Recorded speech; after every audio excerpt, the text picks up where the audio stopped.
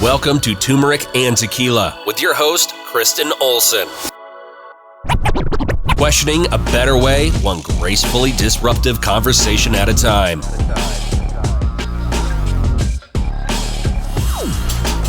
Recording, tequila. Cheers. Welcome to Turmeric and Tequila. I'm pumped today. We have Tim Tackle in the house. I could say a longtime friend, I think, at this point.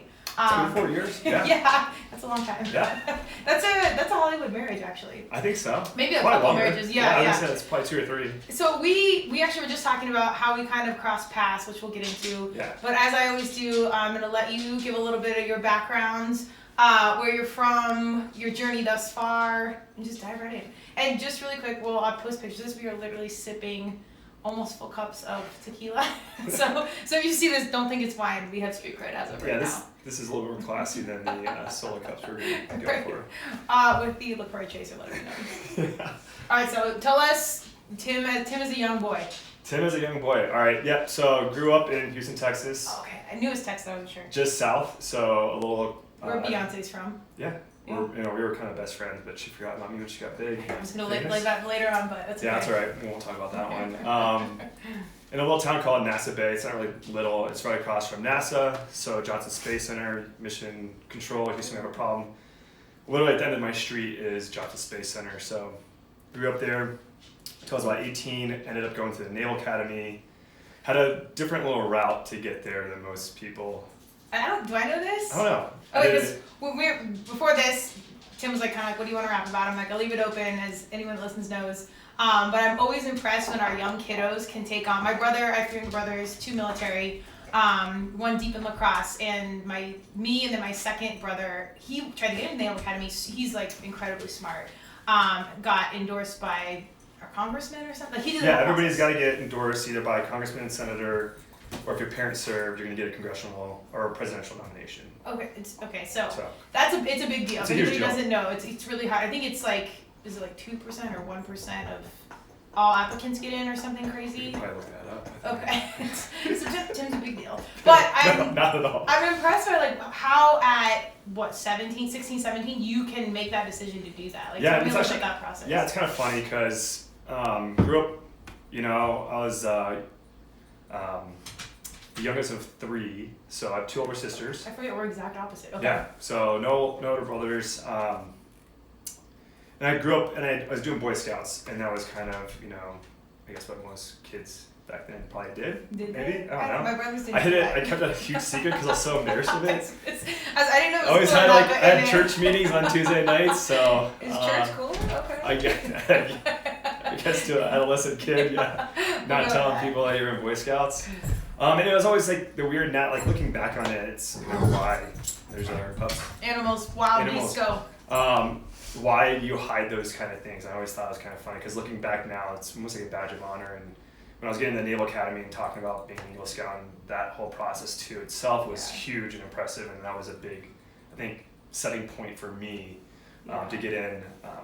But I remember we went to Ellington Field, which is a military base kind of field right by my house.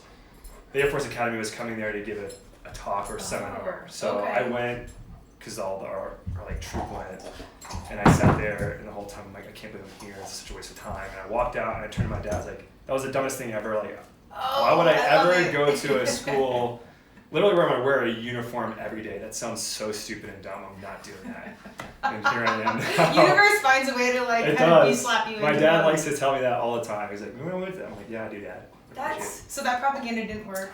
No, and it was just like weird. They showed the whole gamut of people marching around and going to class, and then I probably was, obviously very immature at that point. When I saw that, I was probably in middle school at that time. So, trying to put this bravado on of like I'm a macho, no. Well, you're a kid. And you don't understand the gravity of like a university or academy like that. Yeah. Or university like college in general. College in general, yeah. So. Fast forward, applied to the Naval Academy and Air Force Academy, and ended up not getting into the Air Force Academy. And I ended up. Wait, why one of those versus just regular college? And did you play sports in high school? Yeah, I played water polo. Okay, and you were pretty competitive. Oh, yeah, no, sorry. Right. Why did you not want to like go sports in college or like why? I mean, like that's such a big commitment as a kid. Yeah, so I guess we're kind of probably all over the place here. That's kind of how my brain Welcome works. to Timber Tequila. This is what's up. 2 blondes, getting after it here. Well played. His is natural. Hers is natural on a good day. Ish, yeah. So for me, I know I always felt like it was important to serve. I don't know why I had that calling always from a young age, and I think maybe that was a little bit instilled through Boy Scouts and kind of like service to others. And I just always thought it was important in some form or capacity to serve my nation. Yeah. I always thought that was a pretty lofty goal, and that's always something that I knew I wanted to do. I just never knew like how I was going to do that. Were your parents like? Nope, parents were military. My uncle. 2 of my uncles on my mom's side were Navy. Okay, so it was a little bit in the blood. And then my uncle on my dad's side, Uncle Jim, I want to say he was Air Force in Vietnam. So those were my, grandparents. I think my grandfather fought in Korea War. Okay. So for me, it was always, I kind of felt like instilled, like I had to do it. It was like an obligation to give back to a country that's given so much. And it was like weird, like looking back now that as like a kid, like you kind of had that thought process, and I guess that just makes some people different, right? Yeah, that's what I find so fascinating. And maybe it's just like my location, right? I was privileged enough to live across the street from NASA, and a lot of people that are in the program are astronauts or prior military. Oh, okay. So like my friend's dad was a pilot of the space shuttle, which is like you look back now, like that was crazy. I love that I named dropped Beyonce before NASA. Like that was the important piece, and that would never change. Okay. But it's like cool to think it's like you just see these people as normal human beings, which they are, right? Yeah. And same with your brothers. They're doing pretty amazing things, but you've known them your whole life, and they're just normal human beings. So still just turds, yeah. Yeah, right. Exactly. I'm not gonna say that. He's like 6'2", there's a picture of him right there. I'm like, I'm not gonna say that. He's probably listening to this. He probably won't actually. He listened to me enough. Yeah. But yeah, so like I think that was always instilled in me, and again, not knowing like which direction I wanted to do. I played water polo, and I knew I wasn't good enough to go to the West Coast. Obviously, West Coast is super competitive. I looked at a couple of schools, but coming from Texas, water polo, it's hard to break into that unless you're the best in the state. Okay. And this was a high school sport? Because water polo is kind of random too. Like water polo is super random. I told somebody else the other day, they're like, oh, do you play sports in high school? I was like, I play water polo. Like, that is super random. Yeah. I'm like, yeah, even most more random. Most schools don't have it. No, most schools don't have it. And I mean, half the kids in my school didn't even know, high school didn't even know how to pool. Like, you play water polo? Seriously? They didn't know they had a pool? I'm like, yeah. They're like, we have a pool? I'm like, yes, we have a pool. And this was like before Instagram and social media, Yeah, so I don't know what the excuse was back then. There's none, yeah. I mean, okay. And then I just went to that side of the building, and I was like, where the football locker rooms were and stuff, so, I mean, if you weren't in sports, you really probably wouldn't go that way. Yeah. So then I was kind of looking at how I could do kind of a combination of the 3 things, and one was be a Navy pilot, or be a pilot in general. 2 was play water polo in college, and then serve my country. So my neighbor, Eric Flag, little shout out, he probably won't listen to this, but you better listen to it. I'll send it to him. He was always a big role model to me. He was the older neighbor. He was gone. I don't know how much older. So he was probably in high school when I moved in. I moved in when I was 3, and then he always kind of just helped foster my love of flying. He ended up being a 53 pilot in the Navy. Oh wow, okay. Went through OCS, and I remember him giving me like model airplanes to throw around in the yard, and like coming outside and like playing with me, almost like playing with planes. So I remember talking to him about it, and he's like, if you want to be a pilot and you want to fly, then you need to go to a service academy. He's like, that's the best route. He obviously went through OCS, which is also a phenomenal route too, and ROTC are also options, but if you want to do it all, like that's the way. He kind of guided me. So influencer marketing, man. Influencer, it's right? real. No, I'm serious. No. Yeah, before so it was a thing. that for me, I think, and that was after that meeting that I went to the Air Force Academy thing, and I was like, oh well, maybe this is something I would do. So during high school, every summer you go to a water polo camp somewhere. Like there's one in Texas, and there's all over the place. So the Naval Academy hosts one every year. So me and a couple of buddies, we went out there. I started talking to the coach, and that was almost like my recruiting. I talked to the coach. And I said, hey, my name's Tim. I really want to come to the Naval Academy and play water polo. So, I could literally see young Tim, future mayor, being like, I'm Tim, yeah. I'm going to come here. Here's my business card. Over here. Yeah. Here's my resume. Here's my business card. We have a funny business card story we'll probably get to at some point. But yeah, so I went there, and it's actually funny. My best friend John, who lives down the street from me, he also was wanting. We both went to the camp, and he was, also thinking about going to the Naval Academy. His dad's uncle Buck went to the Naval Academy, so it's like all this like weird connections. Darn mistakes, but that's pretty impressive that you had that many humans in your immediate space. And my mom's like super good friend from when they were, fresh out of college, living in the same apartment building. Her son wanted to go when we were all the same year. Oh, that's crazy. So we were all kind of in the same congressional district, so we're almost competing against each other. So for sure. That's where I applied to the Air Force Academy, thinking that, if I want to be a pilot, that's where I want to go. Well, you got Air Force, we fly more than Air Force, but it's okay. Oh, okay. A lot of these digs are coming, so just be ready. It's a big week. It's Army Navy week, so I'm fired up, right? Do it. And his tequila, I'm actually a little past him, so wait till it really sinks in. Yeah, I'm talking. And he knows I don't edit. No, dude, if you listen to some of the casts, we go on like full tangents for like 30 minutes, so it's good.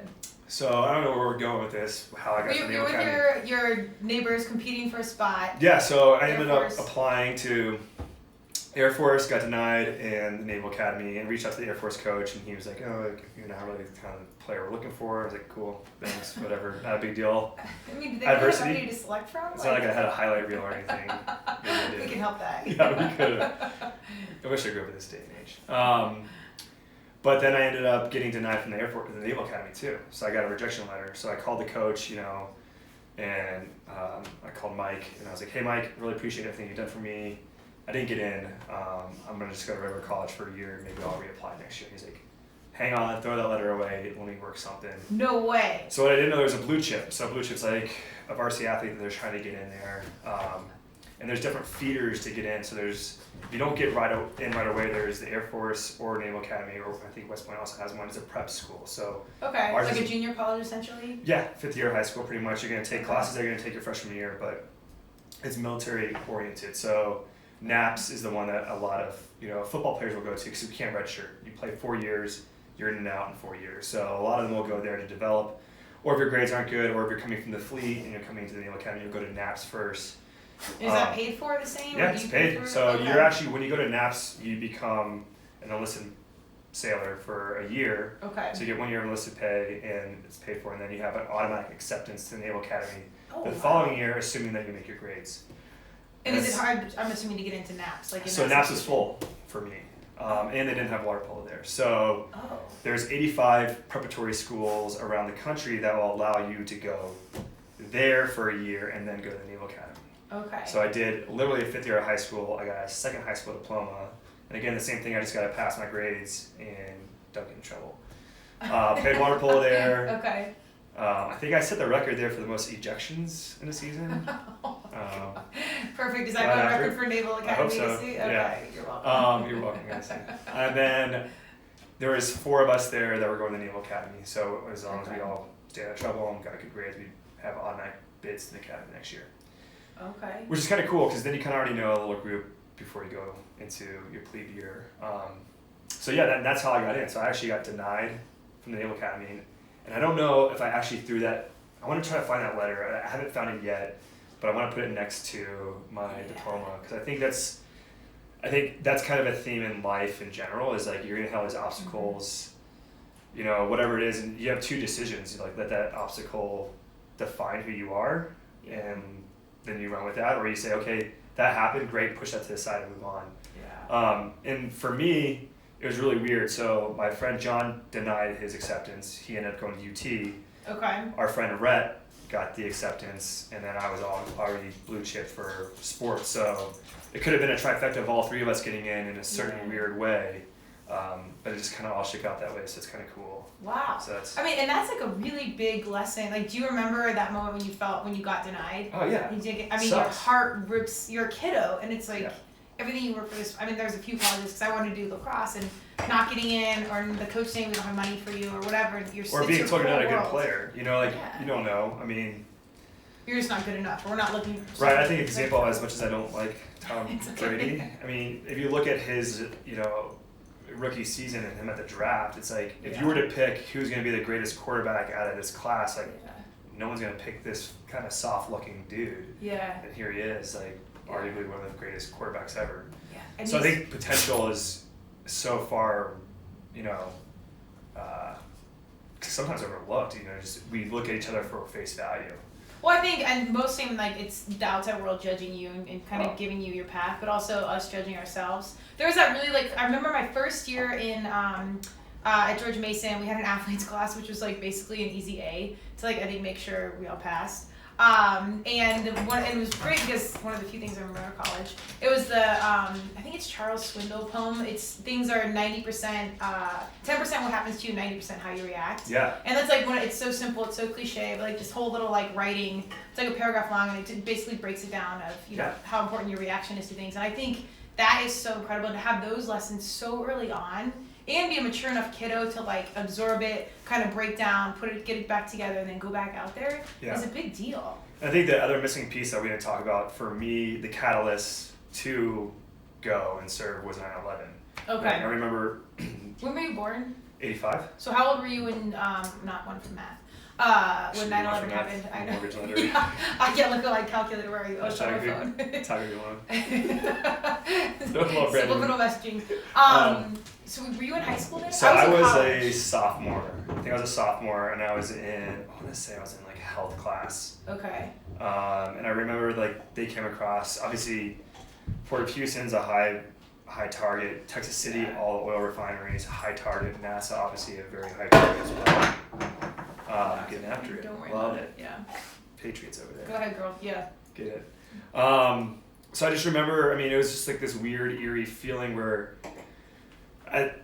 what are you, a sophomore? So 15, Yeah. 15, you see this like event happening. And I remember getting to class and they talked about a plane flying into the World Trade Center, and they're like, our teacher came and was like, it's probably just a Cessna, it's probably a freak accident. She wheeled in this like TV and turned it on, and some of the first images is this airliner crashing in. It's like, and you can kind of tell like, she was like, holy shit. Yeah. Can I cuss on this? Yeah. Oh yeah. We're way past that. We're way past that, dude. She's like, parents hide your kids. Hide your kids, hide your Yeah. and it's just like, holy shit, like, wow. And then watching it, and it's like the second one hit, and you're like, okay, there's something massive happening in the universe. And then being dismissed out of that, and then going to our next class, and you know, we were sitting there, and the teacher's obviously distraught, and we were supposed to have a test that day, and we didn't have a test, and then like it's this weird like kind of like we're like, yay, no test, but at the same time like not grasping like the gravity of it. And then I remember going home, and my mom was home, and she was telling us like, hey, stay close, like there's something big happening. And then F-16s flying around overhead our neighborhood because NASA's right there. So that's right, duh. Yeah. Yeah, so it's like I have these memories, and I rode my bike to my buddy's house, and like I think we probably talked about it, but you know, and that unfolded, and then learning more about terrorism after that. I think that was fairly new. I mean, we all knew about terrorism, but like that really solidified it for a lot of. Well, so far from America. Yeah, so far, and it's always been like a threat and might pop. We've always had domestic terrorism, you know, and to have this organization from halfway around the world come and inflict massive damage on your soil, which we're not used to. I think that kind of sunk into me, and I was like, okay, I definitely need to serve. I definitely want to go get the bad guys. I think there's, and that's again that I mean, if the will and the kind of the bright light was there anyways, I could see how that kind of further lights a spark. But I remember being in college, and I was in Northern Virginia, so we actually heard. I was home I just left a math class that I didn't like. I was like, I'm not even taking this class, I'm out. So I went home early, didn't go to this. Give me math basics. Pocket computers now. Yeah, never mind. There's an app for that.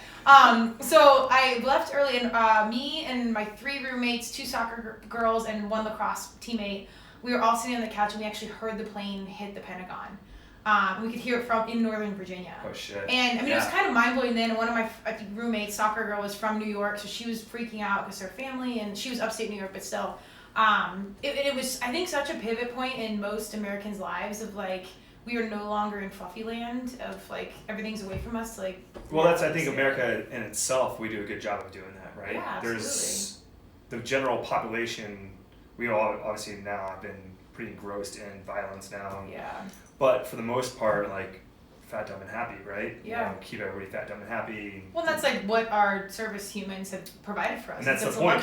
That's why we have it, because there's men and women, you know, going overseas to do the things that we don't want to do, get our hands dirty. And then, I mean, my mom's family is all from New York, so I think that was, okay. for her, she was freaking out. Like, he was in New York City. My uncle works downtown, and he was actually driving in. And his friend was on the Verizon building next to, this story he told me was on the Verizon building next to the Trade Center, and the plane hit, and he was talking to him. He was like, holy shit, like, fucking plane just hit this. And then the second one hit. My uncle was like, get the fuck out of there. Yeah. Like, go. And he was sitting on the bridge, he saw them burning, and it's like, Oh. I mean, that's everybody's world is completely changed, right? Yeah. Lots of lives, and you think about that one pivotal moment, how many like fractions of lives have been changed in so many different ways, and are still being changed in so many different ways. I mean, what is it, 2019? It's been, what, was that 18 years? We're under the 20 mark, because I was at... we're still there. We're still over there, and Yeah. still the same Yeah. camp. Like, I was just at a wedding in May for my buddy, he's Navy. His sister's Navy, reservist, and she's getting deployed. I think she's already deployed, so thank you. Okay. But she's like, I can't believe I'm going back to the same camp 10 years later Yeah. and doing the same exact job. Like, I thought we'd be further along. So, Yeah. you know. I don't know. What kind of tangents happen? Damn, that's a tangent. Well, that's why my brother Matt, he was at BU and he left. Mhm. They're in trimesters, like his second trimester into his sophomore year, I think. I'd have to ask him. But 9/11 was a huge point for him, and Todd was an Ivy League grad and had a 6-figure job, got out and went back in, and I mean, this was way after 9/11, but the seed was planted. So I think, I mean, just to compliment, you know, we have been provided that luxury to live fat and blind and happy. However, I do think the patriotism runs so deep in our young humans in particular that even if we kind of live in this blind, there's something within Yeah, and I America. think that's like, you know, for our generation, like, I mean, our age group, right? Like, I think it was more prevalent, and I think it's, I don't know now, like, I haven't been around high school kids, and well, I act like a high schooler, so this is, you're welcome, schooling you right now. I watch over this another cast, our young people, and it's so weird because I don't think we're that old, but like, I missed most of like Facebook and college, Instagram, and all these. This is why I'm passionate about influencer marketing, not to like sell stuff, because I see that influence. Yeah, that's what's up. IRL. Because like that influence is so major, and like you had real people in your life as a young person influencing your decisions. Now it's Instagram and yeah, I was gonna say it's social completely media. different. I mean, and I think some of our political figures have showed us that. I think Obama was pivotal in that. You know, like his branding and getting out through social media, I think, was indicative of him. I mean, obviously, getting elected, like, that helped, right? And I think we're seeing a lot more politicians who are using social media more efficiently. Have you seen The Great Hack? No. Oh, seriously? No. Oh, it's all about how it goes well beyond the American influence and the. But I think just in general, like, everything, right? Like, yeah. Oh, everything is social media is the number one thing. Our digital influence is massive in how we make our decisions throughout life. But and marketing in general. I mean, look at like what you buy. Like, I buy Tide because like my mom bought Tide, and why did my mom buy Tide? Because the commercials told her that Tide was the best. Or she grew up with it, or I guarantee you that Safeway brand is the exact same formula as Tide. probably made in the same manufacturer plant. And I actually saw something like with batteries. It's the same thing. Like the Energizer batteries or Duracell, whatever the store brand ones are the exact same. They're just rebranded. They're made in the same factory, the same thing. They just slap a different label on it. But, charge you $2 more, and now you're paying. But this because thing, it's Energizer. our young people know this now, though. Like, when we didn't know that growing up, our parents didn't, because you didn't question. I still know, and I still buy it. Well, okay, well then that's why I'm passionate about branding and marketing and influence. The Energizer buddy, right? It sticks, man. It's yeah. not gonna stop. I don't want my batteries to look poor. No, it's I don't care. I want a cheap. Yeah, I don't like, care. oh, she's got Safeway batteries, or It's sorry, terrible Safeway, batteries. I love you, I shop at you. I think, and again, we laugh about it, but that influence is so real. And to kind of bring it back, we're like, you gotta watch The Great Hack, by the way, because it's crazy how they can manipulate our thinking. And then a year from now, I'll come back on here. Perfect. Or like 6 months before the election. It's how impacting it is. But again, our young people, because of social media and positive, things are more transparent. They're asking bigger questions, and I really do think they'll go out of their way not to support something they don't believe in. Or if they have X amount of dollars, they'll spend extra dollars on something they do believe in, even if their like budget and pocketbook small, because they care about how they spend their money differently than we did growing up. Yeah. So I don't know. I think that's like my high point on things. And like as you said, as a young kid, you kind of had the ability to like break through, make a big decision. Like I often think like. And going back to that now, circle back. Yeah, we gotta hear like, so now you're on. Tangent. But what's funny how strong you are as a kiddo, because I always think like I need to get back to my 18-year-old self. Like I was going D1, I was doing this, and there's sometimes I'm thinking like, what did I know at 18? I'm like, oh, but wait, I did a few two things. Like, I'm kind of impressed. Like, I have to circle back to that young human and get back. Yeah, and I think, I mean, all of our careers too, I think the same thing happens. Like, we get caught up in our day to day and where we've come and things so much life lessons. You don't go back to that 16-year-old that's like, I want to go serve in the military. Yeah. You know, like, or the guys and girls that say at 18, like, hey, I'm going to forego college. I'm going to go serve right in the military and go serve my country. Yeah. Well, I think as a kid, you're used to kind of like learning and failing and doing that. And as you get older, you can get complacent because you get comfortable in your job. It's kind of good enough. Well, you start getting into places and it's like you said, comfortable and it's expected. And you're like, great, this is what I expect. I deserve this, right? Yeah. And then, just being an officer in the Navy and then my first duty station, it's like now I walk on the ship and I'm in charge of 30 guys and girls. Yeah. Like, their lives, everything. Yeah. Not even just on the ship, but outside the ship. Like if they get in trouble, if they get hurt, it's like I'm getting a phone call. Yeah. You know, and that's like at a 23, 24-year-old, that's a crazy. Have you been around a 23 or 24-year-old? Yeah, no offense to young people. I love you. Yeah. But no, but like you look at it, you're like, a lot, holy cow, like it's mind blowing the amount of responsibility I was given at a young age to run this division. Yeah. You know, I obviously had senior leadership or senior enlisteds that were phenomenal. Jose Lira, you're my man. He's my chief. Okay. But they were in place to help guide junior officers to make right decisions and kind of, they're probably 13, 14, 15, 16 years in their career. And you have this boot 1 year in who's now in charge of you, right? Yeah. Like that's humbling and humiliating, right? Yeah. Not humiliating, but humility is a huge thing, right? Yeah. And it takes a good officer to understand that, and that's why him and I got along so well. Yeah. You know, we had a closed door conversation about it, and I was like, this is your division at the end of the day, but this is actually my division. Like at the end of the day, I'm in charge, and I'll tell, and whatever I say goes as I'm not an officer, but at the end of the day, I'm relying on you for every single piece of guidance. Unless I feel something's different, I'll push back, and I did, and there's times we bumped heads, and I won. Yeah. And there's times we bumped heads and he made a point. I'm like, okay, fine, that's right. You're probably right. But that's why we have that. And being like, again, like I look back, I'm like, holy cow, I was fucking mature at 23 to have that. But like, I need to go back to that. I need to go back to that. Yeah, but it's such a cool, weird thing. And then, and just in general, like, you're in charge of spaces and $1 million worth of stuff. And then you're working towards driving the ship at night and everybody's asleep and you're in charge. So you make a decision of there's a fire in the boiler or one of your steerings go out or something happens or you have a contact coming in to you. You're making life and death decisions that's going to affect not just you, but for us, like 850, almost 1,000 people on a ship, that's plus insane. Aircraft and everything else that's on our ship. You're instilled that, and 4 years of college at academies teaches you that. Like, it's crazy to think. But it kind of does. It does, you step to the plate. Just to get through that process, though, is a certain human. It's really, really hard. Yeah, I don't know. Yeah, take the compliment. I touch and go there for me. Well, let's keep it balanced here. On that note, and this is why I love Tim, because as someone that I've never been good with authority or conforming to things. Yeah. Not because I really want to break the rules or not do well. Like, I'd be the kid that would go do the summer workouts or the morning workouts on my own. I never fully could grasp myself. Better than me, I'm probably. But you could probably pass the test. I didn't pay attention in class, but I would do the extra work. Thanks, John DeAndre, for helping me pass econ in high school. See, I needed a John. Actually, I got good grades to play sports, but I was never good with authority. So I want to talk a little bit about how me knowing your personality, how that Naval Academy experience was with you. Why don't you tell me what you think of me first, and then we'll go into it, because I think that helps put it in the context. You're one of my fave dudes. Yeah. But I love, and I didn't know this story until like after we were friends for a while. But so in the Naval Academy, if you don't know, it's very strict. There's lots of rules around the game. It's also the best service academy you can go to, just so you know. Well, like I said, the shit's talking. Tequil's going down, so it's going to get even better. Worse. But tell me about your Naval Academy experience, and you know where I'm going with this.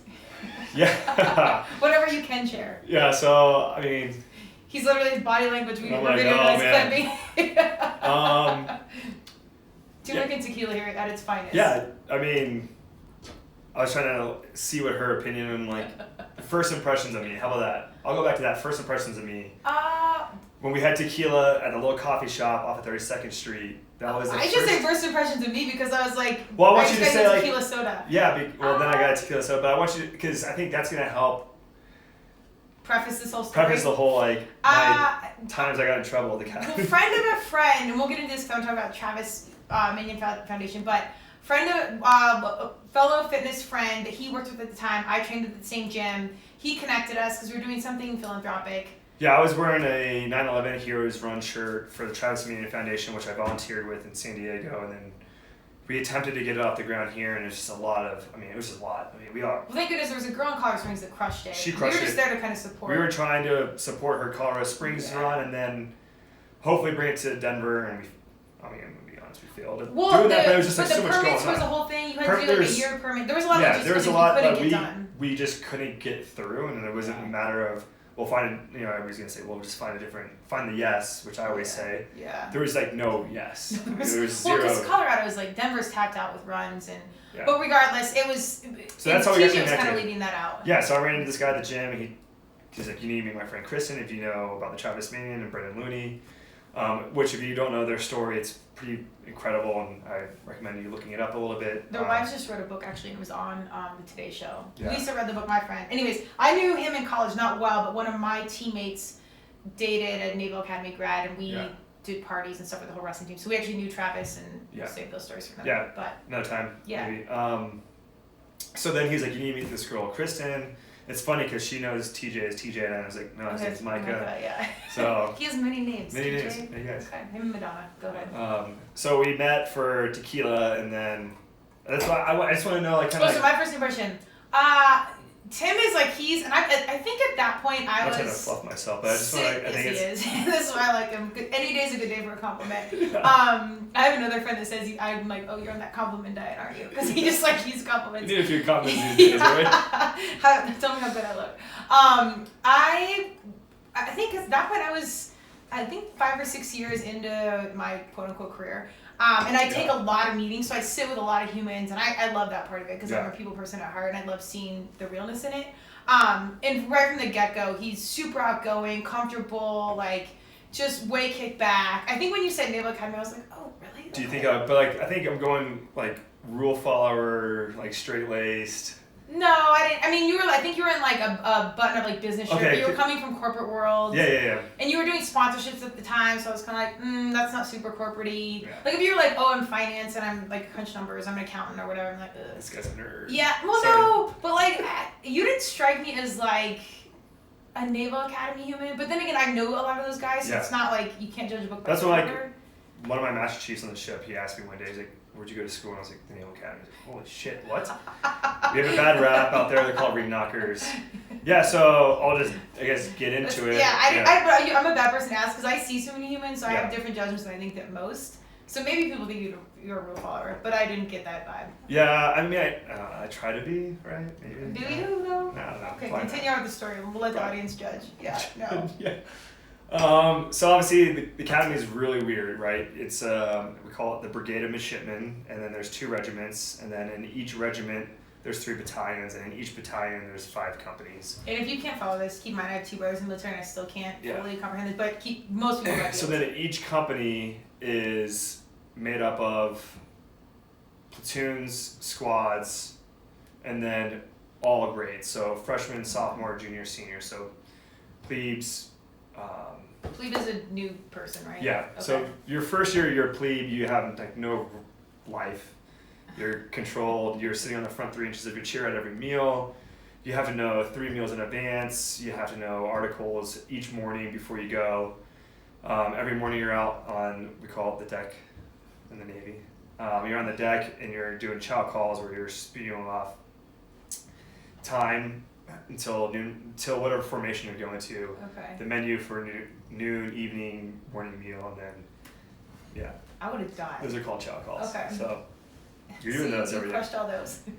I mean, a lot of it is my friends who are academy grads will like laugh because it's like you just throw in like words that you know. Okay. So you're like, sorry, for me it was coffee, and then you like throw in like little tidbits like that they can hear, and the rest is just bullshit. Pretty much. You're just trying to get through it as fast as you that can. part I could see you. Not that you're a bullshitter, but like I could see you being able to like execute. So then you have a book of a pro knowledge, and it's like everything. So ships, weapon systems, anything in the Navy, they can quiz you on, and they come up and like, hey, tell me what the weapon's 4.5 on a DGG 47, or whatever it is. And you're like, okay, the weapon's 4.5 on a DG. Tack around to class, and you like gotta list it all off, and like, oh, you missed one. So that's your freshman year, right? So there's not much room for error. I was a water polo player, so I was a varsity athlete, so I got to skip a lot of things. So I got a bad rap off the start. Athletes. Yeah. Okay. And most athletes do, and it's going back to that perspective, right? It's different, right? So my classmates see me as like something that's never there. Yeah. I show up here and there. I get out of certain things. I get out of like sitting at the squad table and getting harassed, and I'm sitting at team tables and I'm relaxed and hanging out and joking around with the upper class, which you're not supposed to do as a freshman, but your teammates, whatever. That's kind But of on the backside, you're doing, hey, I'm waking up at 4:30 in the morning, and I'm going to swim, and then I'm coming back, and I'm going to formation, and I'm trying to stay awake in class, and then at noon meal, I'm going to my second practice or film or whatever it is, and then I'm going to class, and then I'm going to weights or practice, and then I'm coming back, and I'm still doing everything that you're doing in a day. I'm doing more, which I'm not going to complain about because being a varsity athlete. Oh, it's the best experience ever, and I'm not going to compare mine to Naval Academy, but it's a full-time job. But that helped. I mean, I think that really was my saving grace to get through the Naval Academy. I wasn't the best student. I was really struggling, and every time we got our report cards or whatever, our coach would read our grades out. And he's like, tackle, really impressive. D. I was like, passing. I was like, delta, what's up? Oh Not. Wait, was D okay though? No. Oh, okay. So I don't think our coach would have let that. Yeah, no, it was not good. Okay, so what'd you do? So then I'm on academic probation. So if you're on academic probation in general, you can't leave the academy. You have rules get constricted. Oh. Even as a senior, these apply. So then I started wearing on my eligibility to play in sports. Ooh, so that would make you pay attention. Yeah. So and it's just it's different, right? The Naval Academy is you're taking everybody that's probably been the best at everything they've ever done, and you're putting them into one place, and now it's a lot of ego, man. It's a lot of ego, and it's a whole different level, right? I went to a very public high school in South Houston, so I could do okay. I didn't have to work too hard to get decent grades. I did well in high school. I'd say I didn't do amazing. It wasn't a 4.0. Yeah. But that doesn't carry, right? It's the whole thing, what got you here is not going to get you there. So when you get the Naval Academy, you're holy shit. Okay, I guess I'm going to read that. I'm going to take the plastic off my I'm going to try to read this book, right? But you're so tired because you're not only doing all the sports, but you're also doing all the plebe bullshit. Yeah. And then as a freshman, you have lights out at 10. So you're out. You have to turn your lights on and go to bed. Okay. Once you're past your freshman year, you can do whatever. You can stay up till whatever. Okay. So, or you're sneaking up and trying to read or do something. You can't have music. You can't it was just a different world. So struggled through freshman year with grades.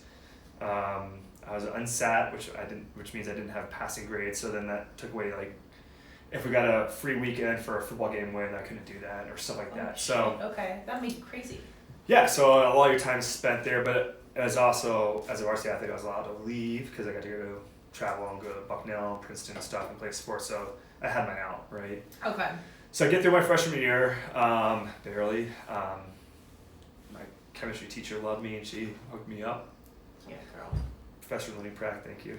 Still remember her. She told me I was going to be an admiral one day. Oh. I started laughing. I was like, I'm just trying to make it through freshman year. Let's just get one step at a time. Oh, it's our good teachers. She was a great teacher, a great professor, actually, I probably should say. So I got through that. And every summer you do summer training and you have 30 days off. So what did I do that summer? That summer I left on 0 block. So again, I missed all the end of year plebe fun stuff, sea trials, and then Herndon, which is this big statue that the upper class grease up, and then you as a class. I saw that actually on something. It's super crazy. You have to climb it, and then they have a plebe cover up there, which is a Dixie Cup cover, and you have to replace it with a midshipman cover, and then that's when you're officially no longer a plebe. So it's teamwork. It's greased up with lard. I don't even know how somebody thought of that initial initiation. It's been going on for forever. So okay.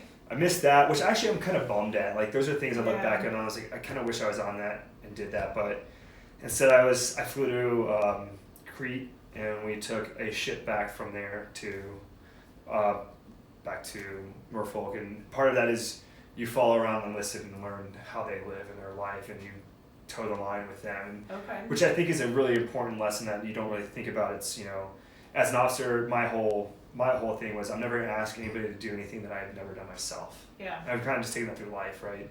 If I'm going to ask you to... I mean, could that run through our political system, please? Exactly. We won't segue there, but we'll go there eventually. But in general, right, hey, if I'm going to ask you to go mop that floor, like I should be willing to mop that floor with you as well. And as an officer, those lines are differently blurred. Like you should, like, that's not your role. But like, there's many times where I got down and cleaned with my guys and girls. I'm like, fuck, I want to get out here too. Like, I'm going to show you that I can. Oh, and that's such a good business lesson. If you ever own a business or a leader in any capacity. I think leadership in general, that goes a long way. Parents, Parents, leadership. But more, I mean, just being able to say, hey, I'm willing to do that. I'll do it. Fine. If you're above it, fine. I'll tell you to go something else, and I'll do this. And that goes a long way too, because then people are prideful, like, why is he doing my work? Yeah. I should do my work.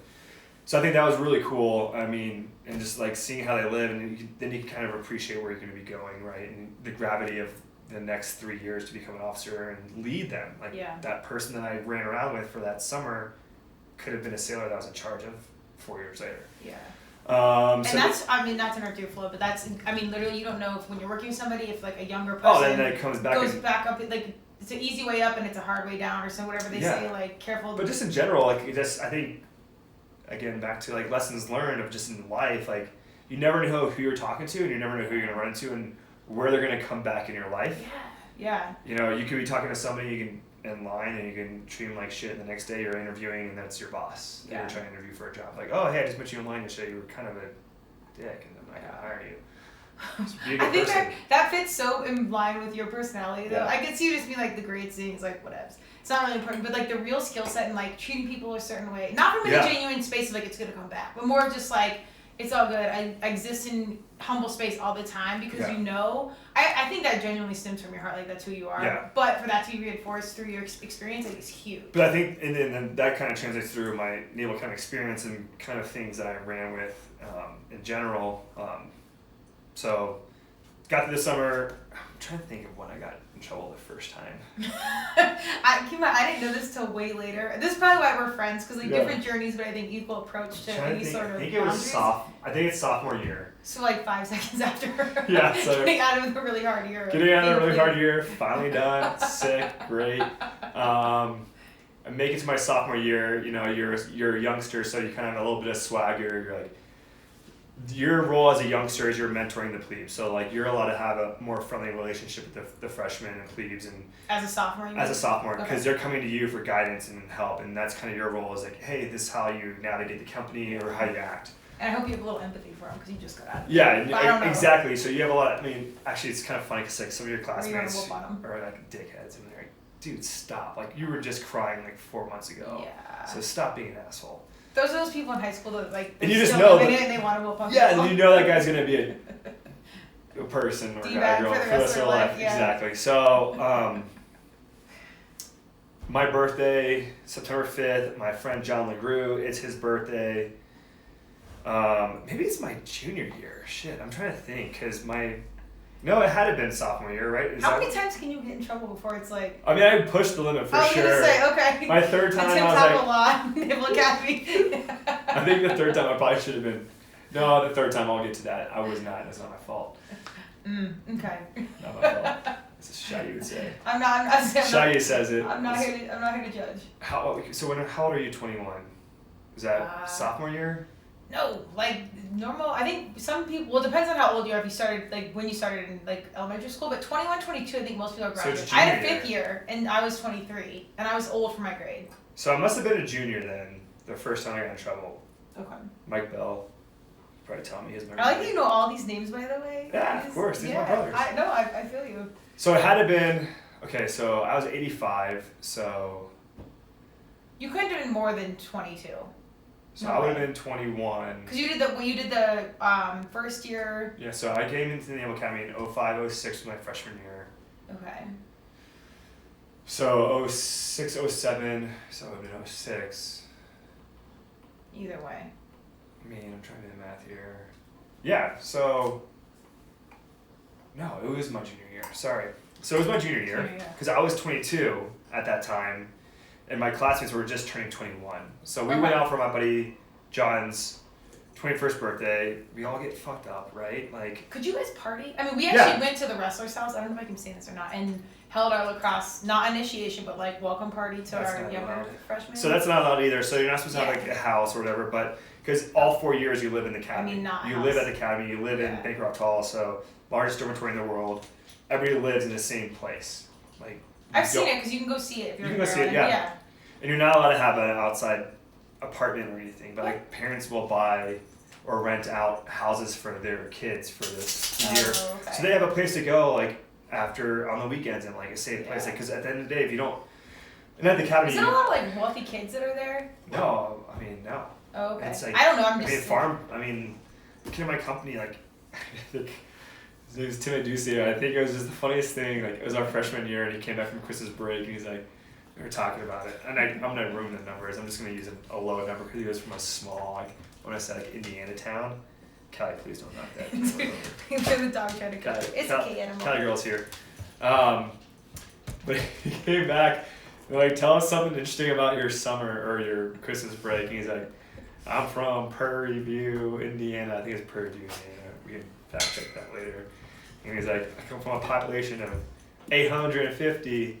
Well, it was 849 because when I was home, somebody died. But hold on, wait. I mean, this name just like whatever. I was like, Miss Baker had a child, so we're back to 850. And I was like, oh my like, that's gosh. You know, and that's the greatest thing about the Naval Academy. And I think the greatest thing about the military in general is it's this huge melting pot of people from all walks of life and countries. I mean, we have foreigners in our military too. It's like it's just crazy to see like how well we operate and with such a diverse background. I mean, we're going to go on a tangent. Love this. In my division, I mean, I had guys that were from like New York, New Jersey. Like they're like, sir, my only two options were die or be in jail. I was in a gang, so this is my out. So I joined the Navy. And then you have a 33-year-old Mormon from like Utah, and he's like, I just joined the Navy because I wanted to serve. 33 years old. I love everything. He's the same okay. age as an 18-year-old, gangster from.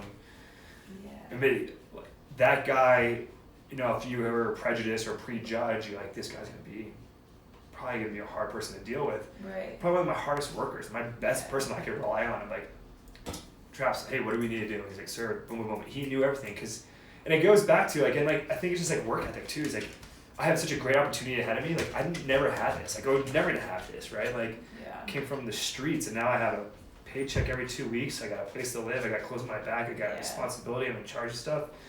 And you have, I guess the well-to-do kids that expect things, and those are some of my hardest too. I mean, but it was also, it's just such a cool. It's a cool experience. I mean. Well, it sounds just like something that breaks, and this is what I love about sports, and I feel like for military sure, is like sports. the Like next no one level. gives and then no one gives a shit who you are in the sports game. Like I don't give a shit where you came from. Like literally, it's like put you the ball show in up the goal. and do it. Yeah, exactly. They show up and work and get my back. And at the end of the day, I mean, I was in the military right as we were turning over the Don't Ask, Don't Tell, and I just remember so many people like coming up to me. And I had two neighbors that lived next to us. And we had a couple of them next to us, and we used to call them the Gabers, and they were like the most fun people we ever hung out with.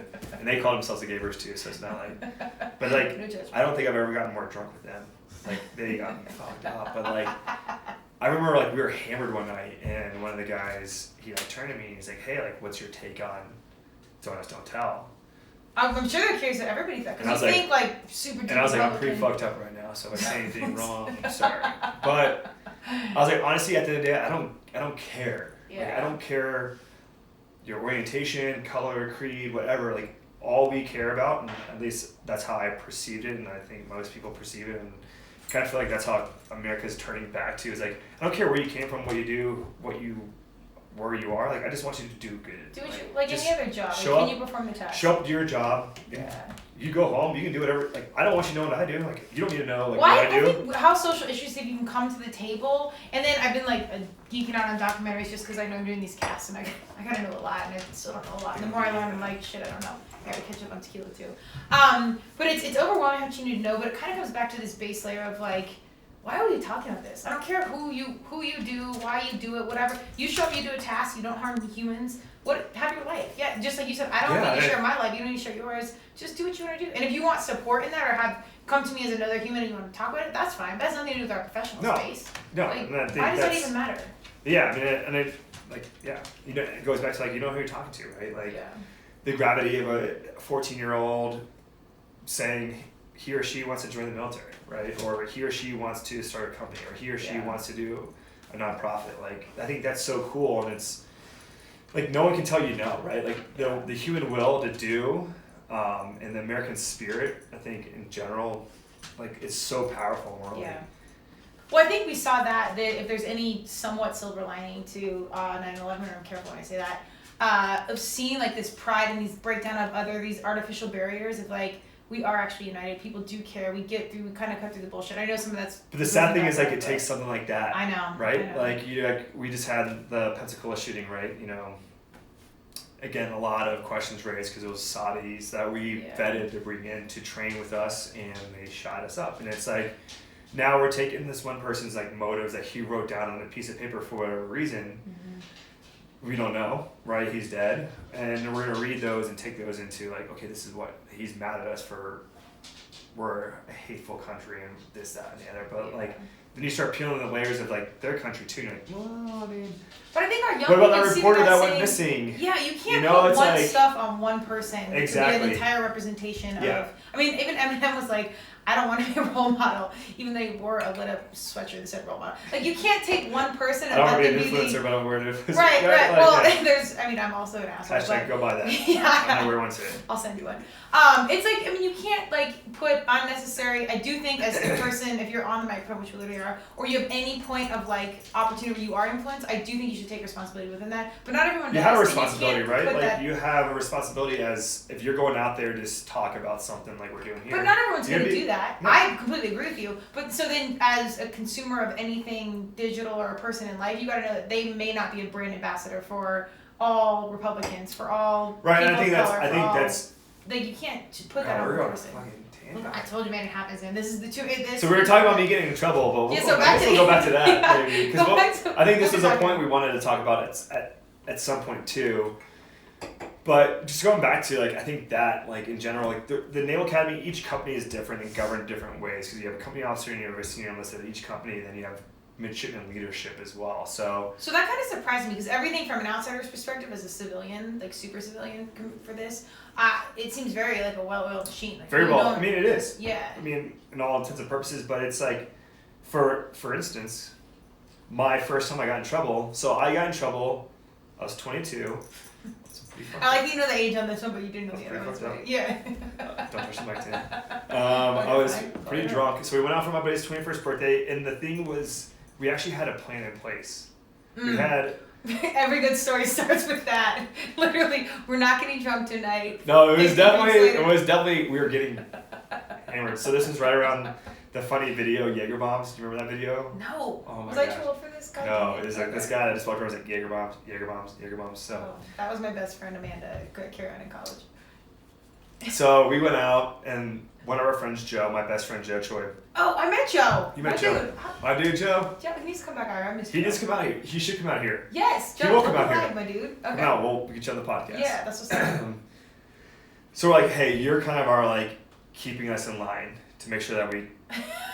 Which if you know, if you know Joe and you know me, it's like that's a recipe for disaster. Like that's going out the window. Anyway, so that was our plan. So like we had, hey, like we're gonna take John LeGroux out for his 21st birthday. We're gonna get him absolutely blacked out, hammered, because that's what you do on your 21st birthday, which is a smart thing to do, These are right? the smartest humans in America. Let it be known. Let me know. We're gonna lead Our here. future. We're gonna Yes. defend your freedoms. Don't worry. So we go out and we get hammered, right? And we come back, and at the academies, if you don't have what they call a weekend, then you have to come back every night, and you have to sign this thing called TAPS by 2:00 in the morning. Because when you get in trouble, why would you not have a weekend?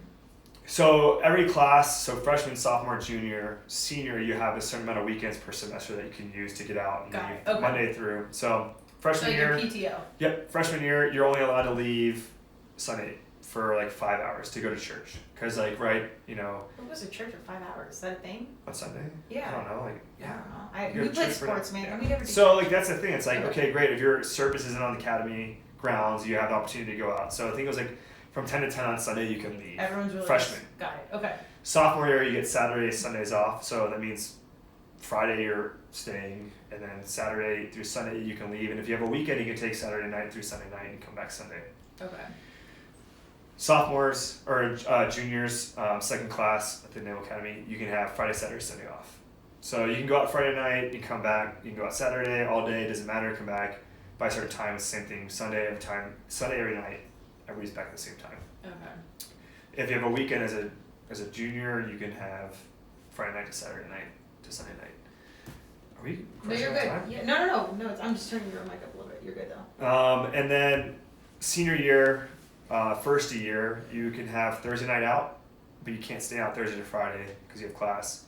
And then you have Friday, Saturday, Sunday if you want it. And then you have, every year you get more and more weekends. So pretty much like your senior year, almost every weekend you can leave if you want. And then during the football season, if you win, the commandant, midshipman, or superintendent is like, hey, great win, we're all going to have an overnight. So that means you can stay out. Oh, so everyone's like extra rooting for the team. Okay. Oh, for sure. Yeah, Okay. you're always rooting for Navy. If you're not, Obviously, I kind of think if you're not rooting for Navy, you're kind of a terrorist, but okay. All right, no big deal. You heard it here, folks. Watch Saturday, out. December 14th, 1 Don't come to the p.m. dollhouse. Yeah, don't Go to Tim's house. So, right, we didn't take a weekend because we're like, what's the point? We're going to get hammered, we'll just come back. And this was right at the time, like, again, the good idea theory came around. Like, we're going to stop binge drinking, so we're going to make it a policy that even if you're 21, you have to breathe in a breathalyzer if we have one. But who made this policy? You guys? The superintendent. Oh, I was going to say. So every year, like every couple of years, the commandant changes, superintendent changes. They always come in. They want to have these like grand rules of like, I'm changing the academy and blah blah blah. Okay.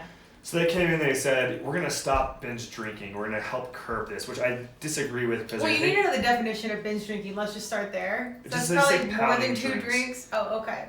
No, I think binge drinking. If you ask your doctor, is like more than 4 drinks. And if you go to college, more than 4 drinks is not even your pregame. It gets better. Dude. This is another caveat to the Keep story. going, yeah.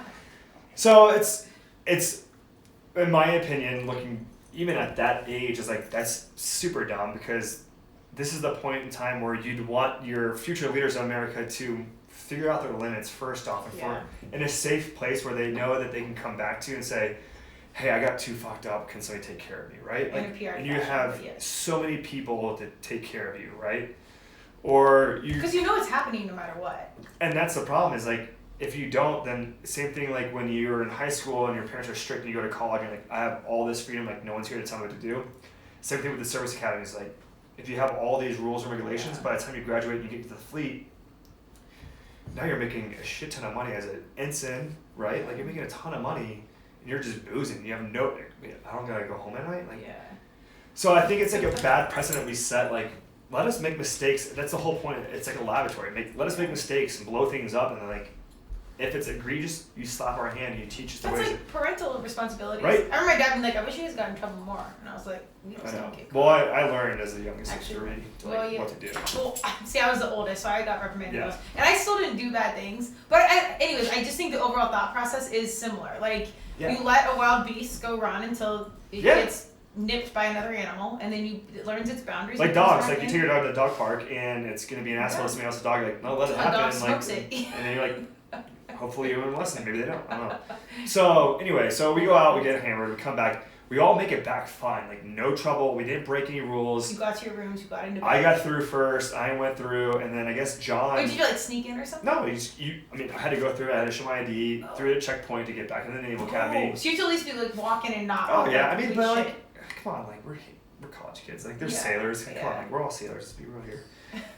So John, I guess, like fumbled with his ID, and then like they showed it, and then they called like the main office and said, "Hey, we think this guy's a little too drunk. Can you come down here?" So they took John to the main office where It the was his officer. birthday? It was his birthday, and I'm at this point I'm back in my company area and I'm in bed. I'm sleeping. So this is the time of period where they're like, "All right, we're gonna have a random breathalyzer every night."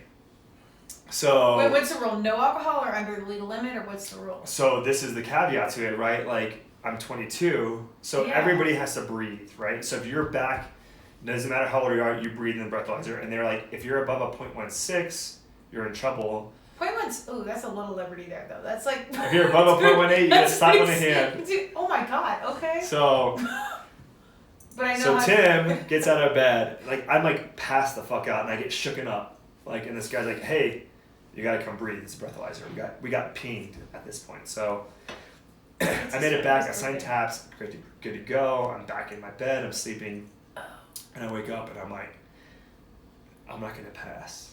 They're like, what? You I'm already knew you were sober enough to know Oh that. no, I was hammered enough to know that. I was Okay, like, look, I'm acceptable. probably gonna not pass. So Could you I'm like, just all right, better great. So he was actually, his room was across the hall from me. So I walk over there and I'm like, and I blow. And he's like, 0.165. I'm like, What? fuck yes. Okay.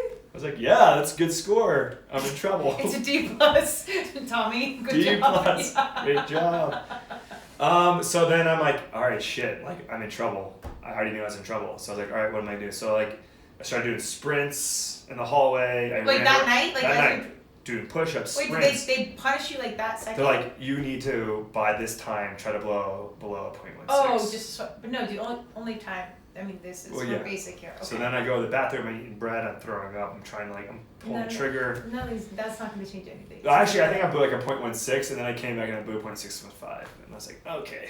And I was like, you know what, whatever, guys, fuck it. So. Wait, it got worse? It got worse. Oh, did you like slam a bunch of drinks and then go home? Yeah. Oh yeah. Yeah, your mom. Stick with your Amanda. Okay. Oh yeah, I don't know you. Yeah. Oh, you don't know. Well, Amanda knows. She knew Travis. Anyways. So next day, they turn those into main office, and then they run the numbers. 22 though. 22 years old, mind Yeah. you. So I get a call down to my company officer's office, and I get called in. And he's like, "Hey, we got the report. What happened?" I was like, "I got drunk." I was like, "I made it back safe. I didn't cause any trouble. I was in my bed, and we had a random breathalyzer." He's like, "All right, well, brigade policy is you can't blow above 1 cent." I'm like, "All right, great."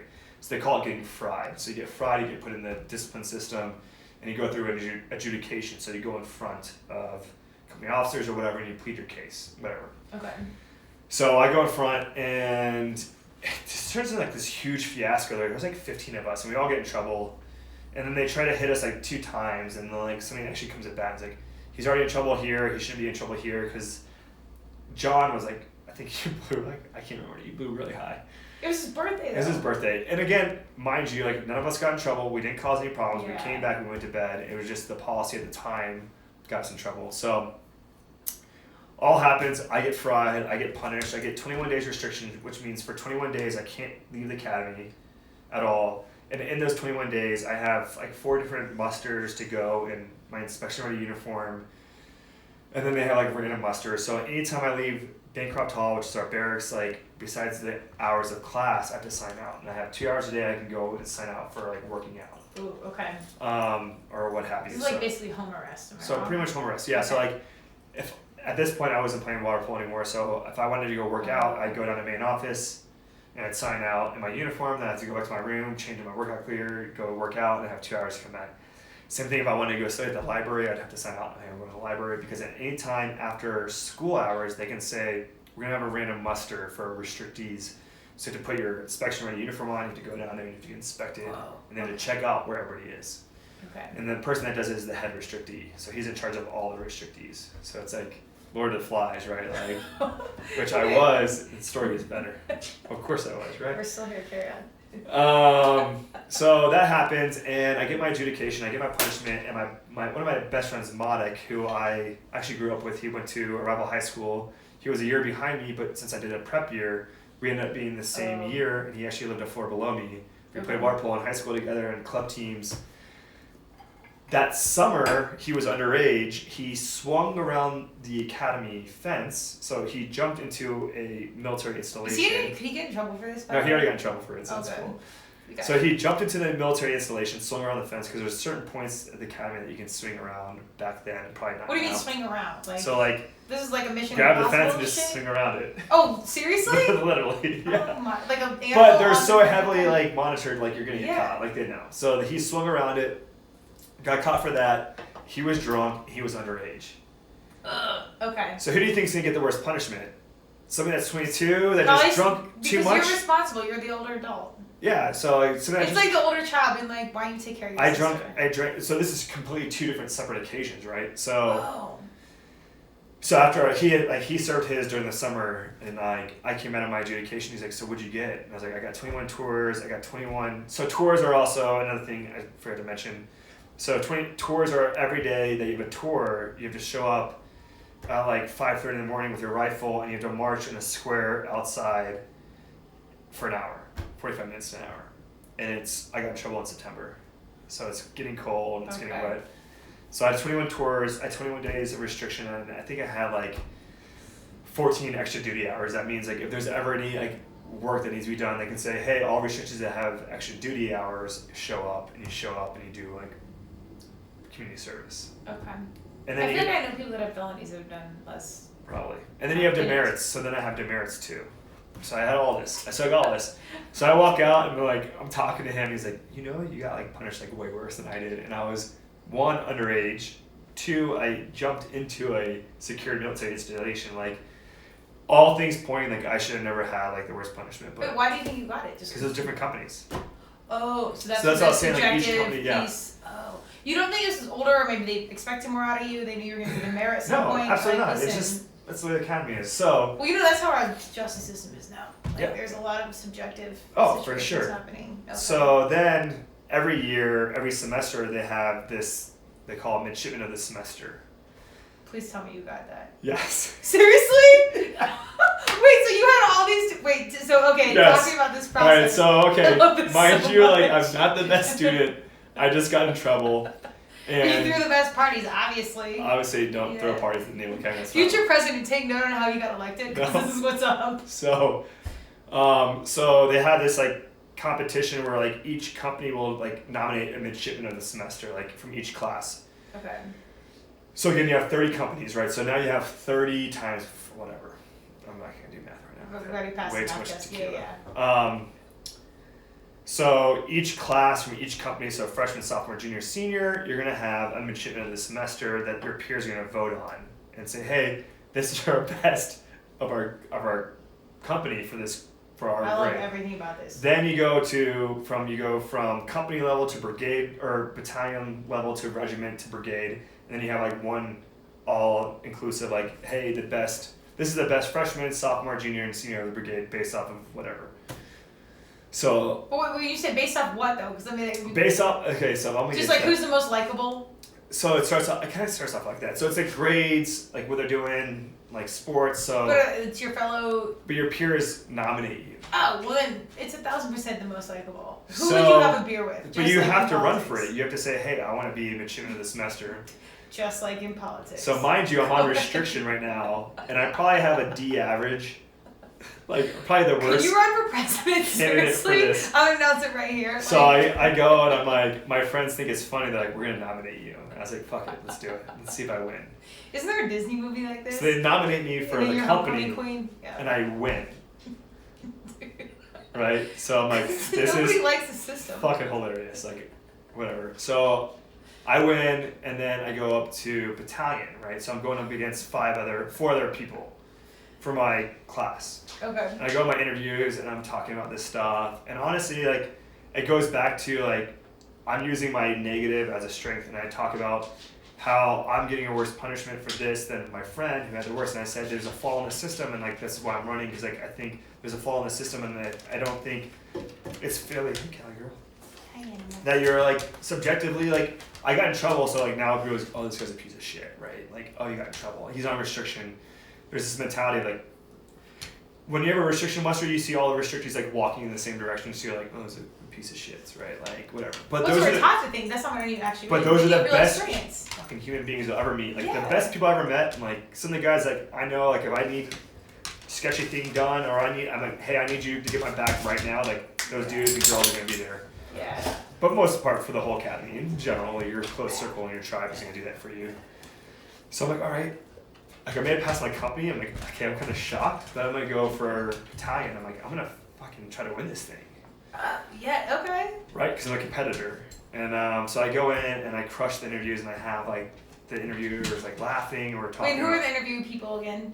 Just like different peers, but different companies, Oh. so they don't know me. So, but not like the Naval Academy, like So staff. like it's gonna be teacher, like the professors. brigade leadership. Okay. So like the seniors, like different roles. They're So like gonna essentially peers-ish. peers-ish, but Okay. like yeah. So That kind of makes sense because again, yeah. So. they probably related to you, dude. So that's exactly what it is. It's about being relatable. And I was like, I'm gonna relate this to you. I'm not gonna be. And they're like, why do you think? I was like, because I'm a real person. I'm not gonna sit here. I'm not And gonna we all bullshit are. you with like this. Yes. I can tell you the answers you want to hear, but I'm gonna tell you the real answer. And they're like, wow, I fucking love this guy.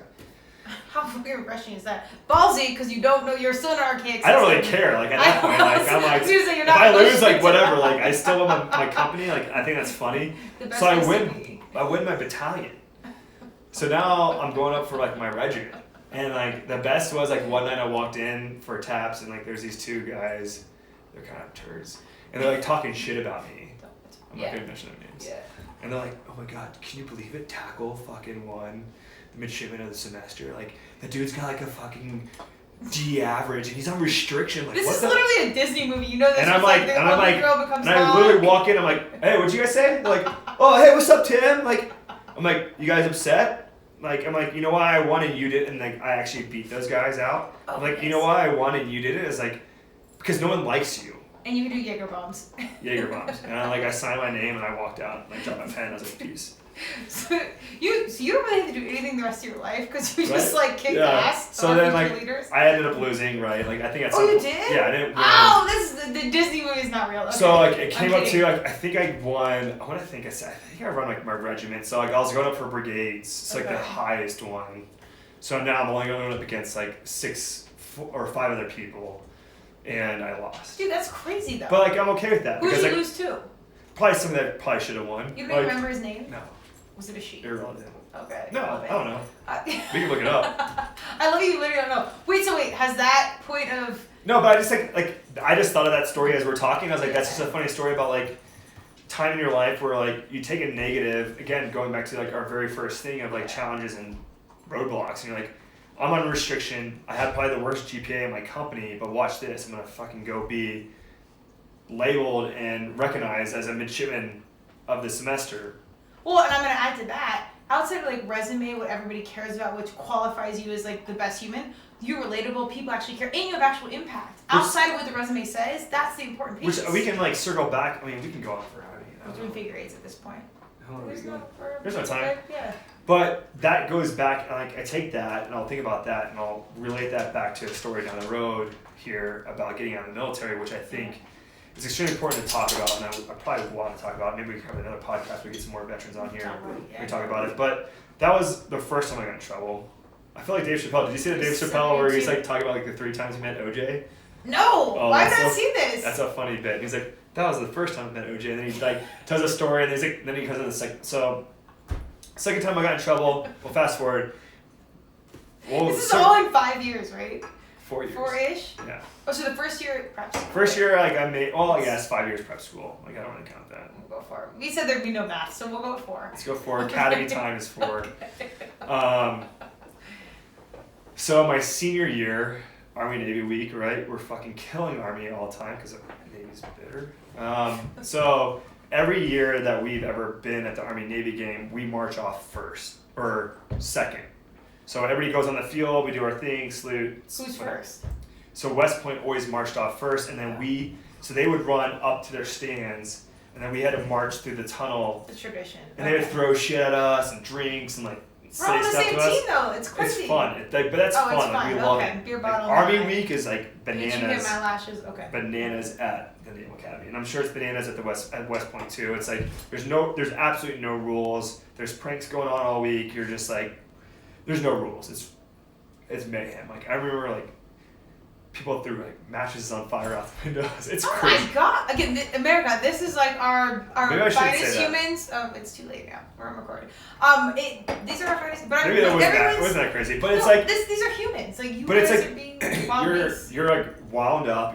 Yeah. Like it's like such a release, and it's such a fun week. And I think it's you're like, too tamed otherwise. and everybody's just like having fun, and it's all good fun, and like we have West It's all Point good fun. Mattresses on fire. matches on fire or whatever. Okay. There's fire Well, extinguishers. my hair will inflame if you're too close to me. I mean, and we have West Point guys and girls at the academy, right? So we're pranking them, they're pranking us. It's a fun time. Do you guys interdate? Is that a thing, or is it like the hard lines are so bad? I had a You just girlfriend started from the there? Naval Okay. Academy. Yeah, so I dated a girl through the whole academy, pretty much. Oh, serious? There Yeah. was also a fellow academy human. Girlfriend? Yeah. Yeah. I don't know. But could you date somebody from West Point? I mean, yeah, you can date anybody. Like, Oh, okay. I mean, that's you party with the wrestlers, right? Like, I'm sure. Well, yeah, but people we were date- in normal school. We were a state school. I was from Colorado. It was Virginia, but like. Oh, I we mean, didn't like have if you wanted rules. to date a West Pointer, that's a terrible I mean, decision. judging but, like, from whatever. the humans I knew from the academy, great dudes. But yeah, it seemed pretty liberal. Yeah, no, I mean, like you can date anybody, and you can date. Oh, okay. You can date in the academy, inner academy. Like, so my girlfriend at the Naval Academy was in 3rd company. I was in 22nd company. So we're in different regiments, but Okay. as long as you're not in the same company, you can date. Can So- you like date on campus? Oh yeah, I mean we did it on campus. Okay, Yeah. so it's Like, all 4 completely years. convenient. convenient. You just don't get caught. So Oh, okay. I mean yeah. So like Don't get caught. Meanwhile, we're in trouble number 3. number 2. Oh, number 2. Sorry. No, like at the academy, like, again, if you have a female in your room, your door's open at 90 degrees. There's rules. Like like if I had. I didn't think you could have like the opposite sex in your room. Yeah, you just had. This actually seems pretty liberal. You had your door open. It had to be open at 90 degrees. If they got caught, like you're gonna get in trouble. Okay. If you're sitting on the same flat surface as a female in your room, definitely in trouble. And like you have company officers walking around, seeing. Are you sitting on a flat surface? So That's like sit in a really chair. weird. Or, Oh. Okay. That's very weird. Okay. I mean, yeah. So take your college experience when you're going to like your friend's dorm and you guys are ripping shots. There's no drinking in the academy. Yeah, we actually had no drinking in our dorms. Obviously, Probably we pressed same that thing, luck, yeah. but like we didn't. We really could get in trouble. I mean, I'm sure the drinking happened in the academy too. You just Oh can't. yeah. Yeah. So number 2. So number 2, Army Navy week. I'm a senior now. So after all that, number 1, nothing really sunk in. So but Naval Academy. mind you, at that. this point in time, I am now brigade leadership. I've worked my way into a leader position. So I was battalion honor. So I was in charge of all the honor offenses or cases that happened within my battalion. So you ran for president. Pretty much. Not really. So, My friend Darby Driscoll hooked me up with a job. So she was the battalion commander.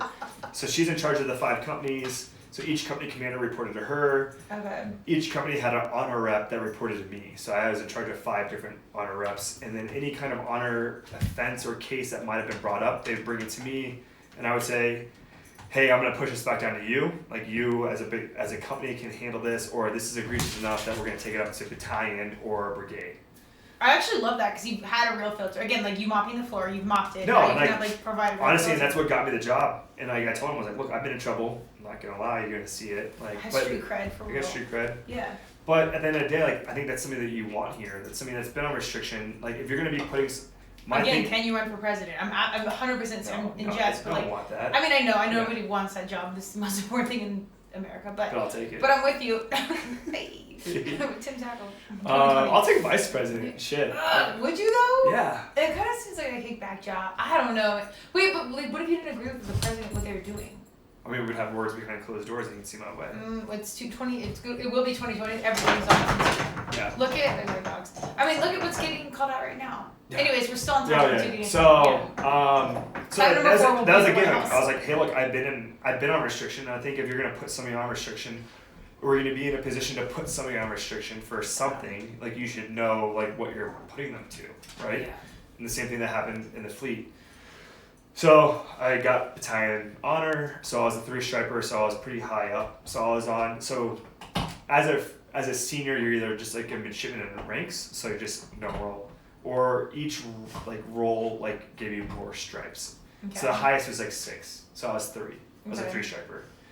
So every team captain's a 3-striper. So I was right on the same playing field, like pretty much like middle to high level. So And you earn those through what, like? I got selected for the job. Oh, okay. Yep. So I got selected, and I loved it because I felt like I was able to, people brought it up to me and like they'd bring their honor cases, and I was like, look, this is something that you as midshipmen who are going to be seniors right now, who are going to be officers next year, like that's a decision you're going to have to make in the fleet. So like I'm going to push this back to you. Like that's something that you can manage within your company. About some real stuff too. Yeah, and if it's a big deal, like, it's probably a little bit out of your realm, like bring it up to the honor board. Like obviously like there's a lot of great, like it didn't just depend on the case too. It's like if it was pretty cut and dry, like you guys can handle that. Like it was a pretty egregious thing where the person was probably looking at getting kicked out. I was like, that's gonna be brought up to the honor board. And then they have to go in front of the honor board and it's a whole process.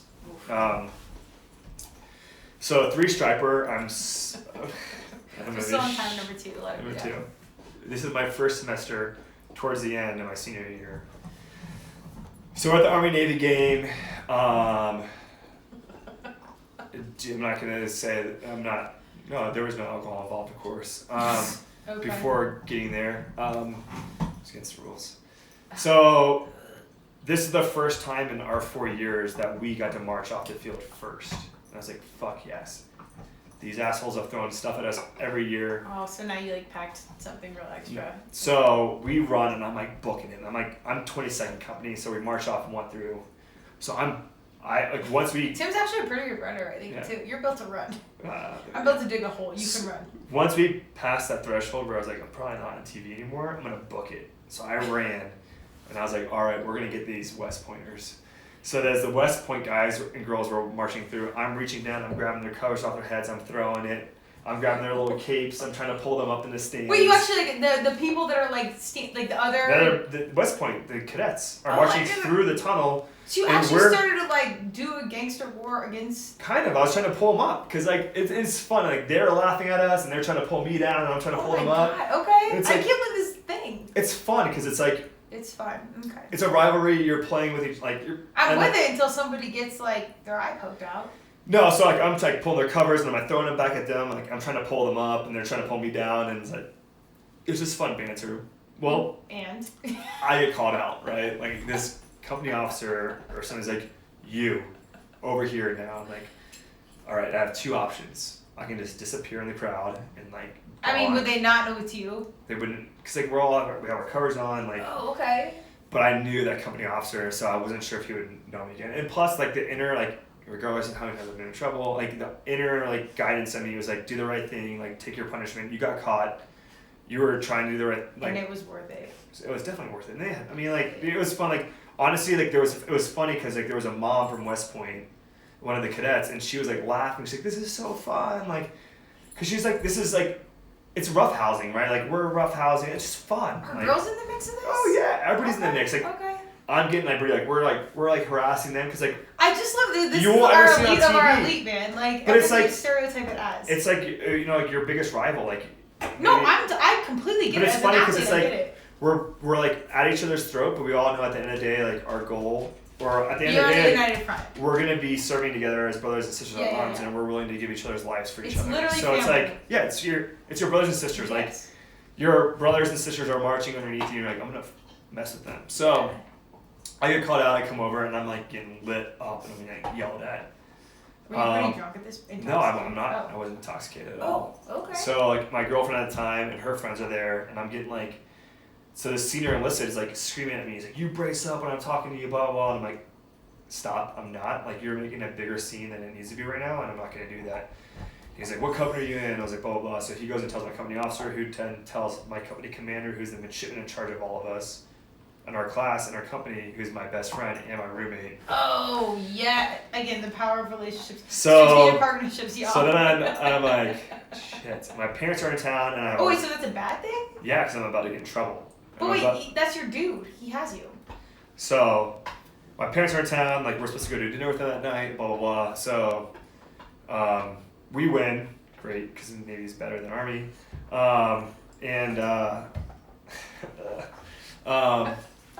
So the commandant or the superintendent gives everybody, no matter what status you are, so even if you're on restriction at that time, no matter what status, you have an overnight. So like if you're on restriction, after that game, you have to get on a bus to go back to the Naval Academy. So I was supposed to go back to the academy because I was now in trouble, and I was like, are you going to argue with the 4-star general or admiral? And he's like, no. So I go back to my company, my buddy Mike, and because our company officer's like, he's going back on a bus, blah, blah, blah. I'm like, I'm not going back on a bus. Like, my parents are here. We have hotel rooms. Like, I'm not leaving.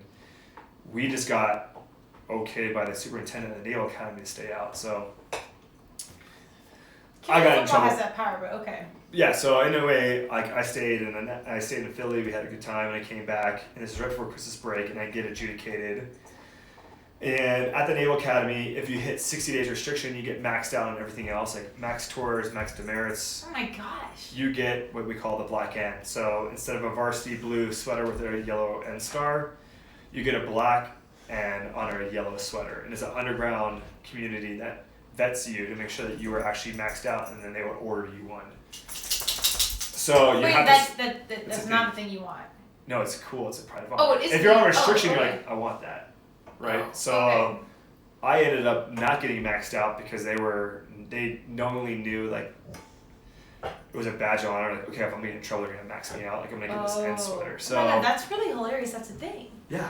Oh my God. It's a whole underground thing. So I didn't get maxed out because of that.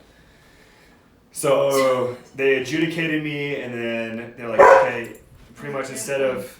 I love that she's found her path, by the way. She's look good. at her. Kelly's She's a like good her. girl.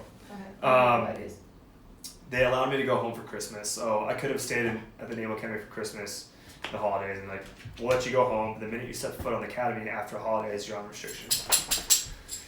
So I came back from the academy, and I literally last second I stepped on the academy. I was like, all right, boom, now I'm going to restriction musters. I'm on restriction for the next 45 days. Oof. So I got 45 days restriction. I can't remember how many tours I did. Probably like 30 or something, and then demerits, and then extra duty hours. So I did all that, serving it, and at some point in time, This is the definition of graceful disruption, by the way. whoever has been on restriction the longest then turns into be the head restrictee who's in charge of all the restrictees. So I will muster everybody, and I knew who everybody is. So now, like, I've been doing this for about a week or two, and it's my last day of restriction. And like, everybody's pumped because like I've been there, and obviously I've been friends with everybody, and everybody loves me at this point. And mind you, I got selected for a Navy pilot at the time, so like my first restriction muster is with my practicum class teacher, professor, who's a Navy pilot. So my first interaction with my professor that day is me at restriction muster. Then in turn, I show up to her class late. Mind you. Why were you late? Were you doing? I was running errands. Okay. That's not even a good excuse. No, there's no excuse. I was just late. What? Okay, I was running errands. She's like, seriously, Tim? What do you have to get done? And I was like, sorry, ma'am. I'll see you tonight at restriction muster. And she laughed, and like it was okay at that point. Literally next president. Okay. So last day of restriction, this is now 45 days later, into my second semester, my senior year. So how long is a semester? I don't know. So pretty much almost half my semester I'm already on restriction for my senior year. Were you tired at this point, or were you just like? Yeah, like at that point, like it's kind of funny at that point. Yeah, like, I'm just like, I know the system, and like, you get to know like the company officers, and they're like, okay, like you're cool. Like we're tired anyway. Just get out. Just graduate, goddammit. So last day, we're doing a restriction muster, and I'm in charge, and I'm like, all right, hey, like, I report to the officer in charge. I'm like, hey, sir, whatever the number is, like, we have 50 present, we have 55 assigned, 50 present, blah, blah, blah, blah, blah, blah, blah, are here. So they get signed out, they're on watch or whatever. He's like, okay, roger that. So you have to account for everybody, just like the military, which is a really good tool of like, you're on a mission, and I have 45 guys or girls, right? Like, guys and girls, like, I need to come home with 45 guys and girls, and I need to know where they all are. So you're accounting for everybody. So I go back to my room, and it's like a Saturday. I think it's actually, no, it's a Sunday. It's a Sunday, and I'm like, I go back in my senior side, like, I go back, and I take my uniform off, and I'm just like watching a movie, and then every company has a floor, and every floor has a CMOD, so a roving freshman that like watches the floor, makes sure there's no fire, or floods, or anything like trouble. And they have like a little log, and he comes by, or she comes by, and like, I think it was a he. He comes by and he's like, hey sir, how you doing? The officer that watched wants to see you. Because I guess they were calling on the 1MC, like the microphone. Okay. I had my headphones on watching a movie. Oh. I was like, oh, this is not good. So I put my uniform on, I run down there, I walk down there, and I show up, and I see this other female who had told me that she was on watch. Or I was told by somebody else that she was on watch. So she was the person walking around the floor. Is like, so she had another obligation that she couldn't make it to the restriction muster, so she forgot to sign out, so I signed her out. Oh, okay. So I was like, all right, hey, this person's here. It's called gun decking. So it's like, they were supposed to come sign out. So if she was like on watch, she was supposed to come down to the main office. Hey, I'm on watch. I'm not gonna get restriction muster. So he called everybody. Each deck is like, oh, you're not a female. Hey, where is such and such midshipman 4th class Robinson? Well, hold on, let me go get her. She's in Iraq. So instead of standing watch, she was sleeping. Ooh. So which then in turns could be, at that point was in turn an honor offense that had lied. Oh my God, dude, you've got a knack for. So I show up and I'm like, they're like, so why did you lie to us? And I was like, I didn't lie to you. Like, midshipman 1st class, blah, blah, blah, told me that midshipman 4th class, blah, blah, blah, was on CMOD, so I signed him out. These are like perfect worst case scenarios. Yeah, and I was like, and this is what's been passed down to me on how we run these musters. And they're like, okay. Like, well, she was in Iraq. I was like, okay, that's really cool, thanks. And he's like, well, we're gonna put you up for an honor offense.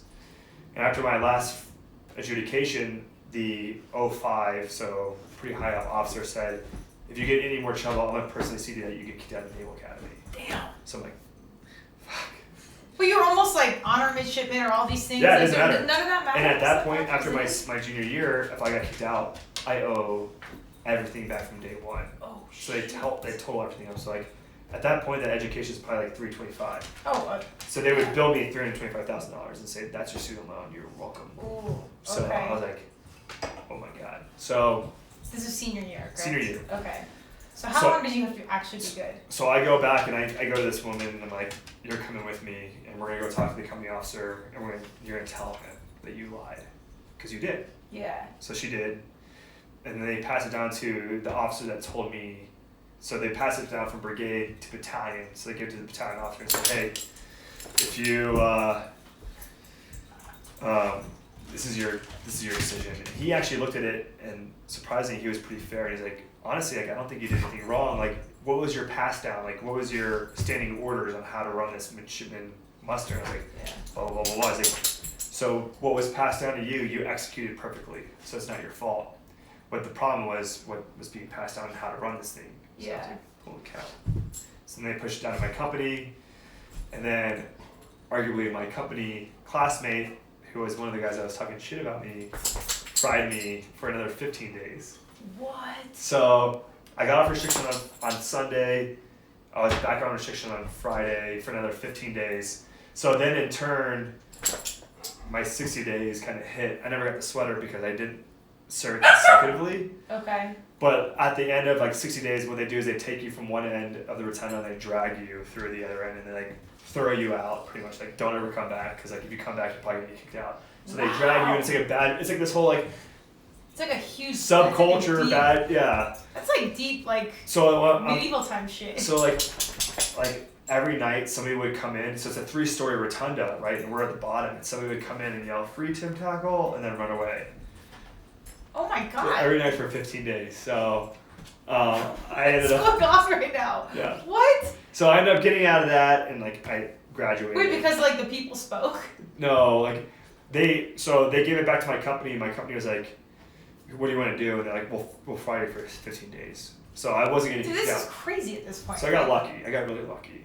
Well, you got So I got lucky getting caught out because- for dumb shit. Well, and that's I think what that company officer or the battalion officer looked at it and he's like, "You didn't do anything wrong. You were Dude, doing." this is literally our system right now. You realize this? No, right? that's why I get so frustrated right now, because it's Yeah. like what's getting passed down to you is like, okay, this is your roles and responsibilities, and I did those perfectly, but yet now I'm in trouble for them because somebody lied to me. Now I'm back on restriction. And it's never my fault. That was not like I should never have done those 15 days. Like really, that my classmate, my peer, should have stood up and been again. The whole thing is like, in 7 months you're going to be an officer, and now you're going to be in charge of making these decisions for real lives. Yeah. You should have been able to say, "This guy didn't do anything wrong. Like, Yeah. like he got lied to. It's not his fault." Right.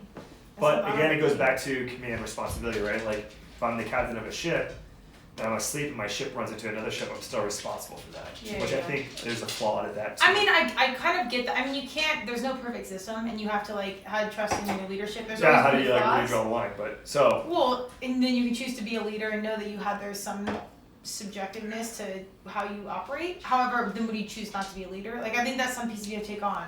yeah, and I think it's crazy to think like you look at some people that are in charge of companies and corporations, right? Like how do they get there? I think you look at like. I look at it from a completely different lens now. Like Well, that was kind of my like full tail around situation now. Post grad, post Naval Academy, coming from where you came from.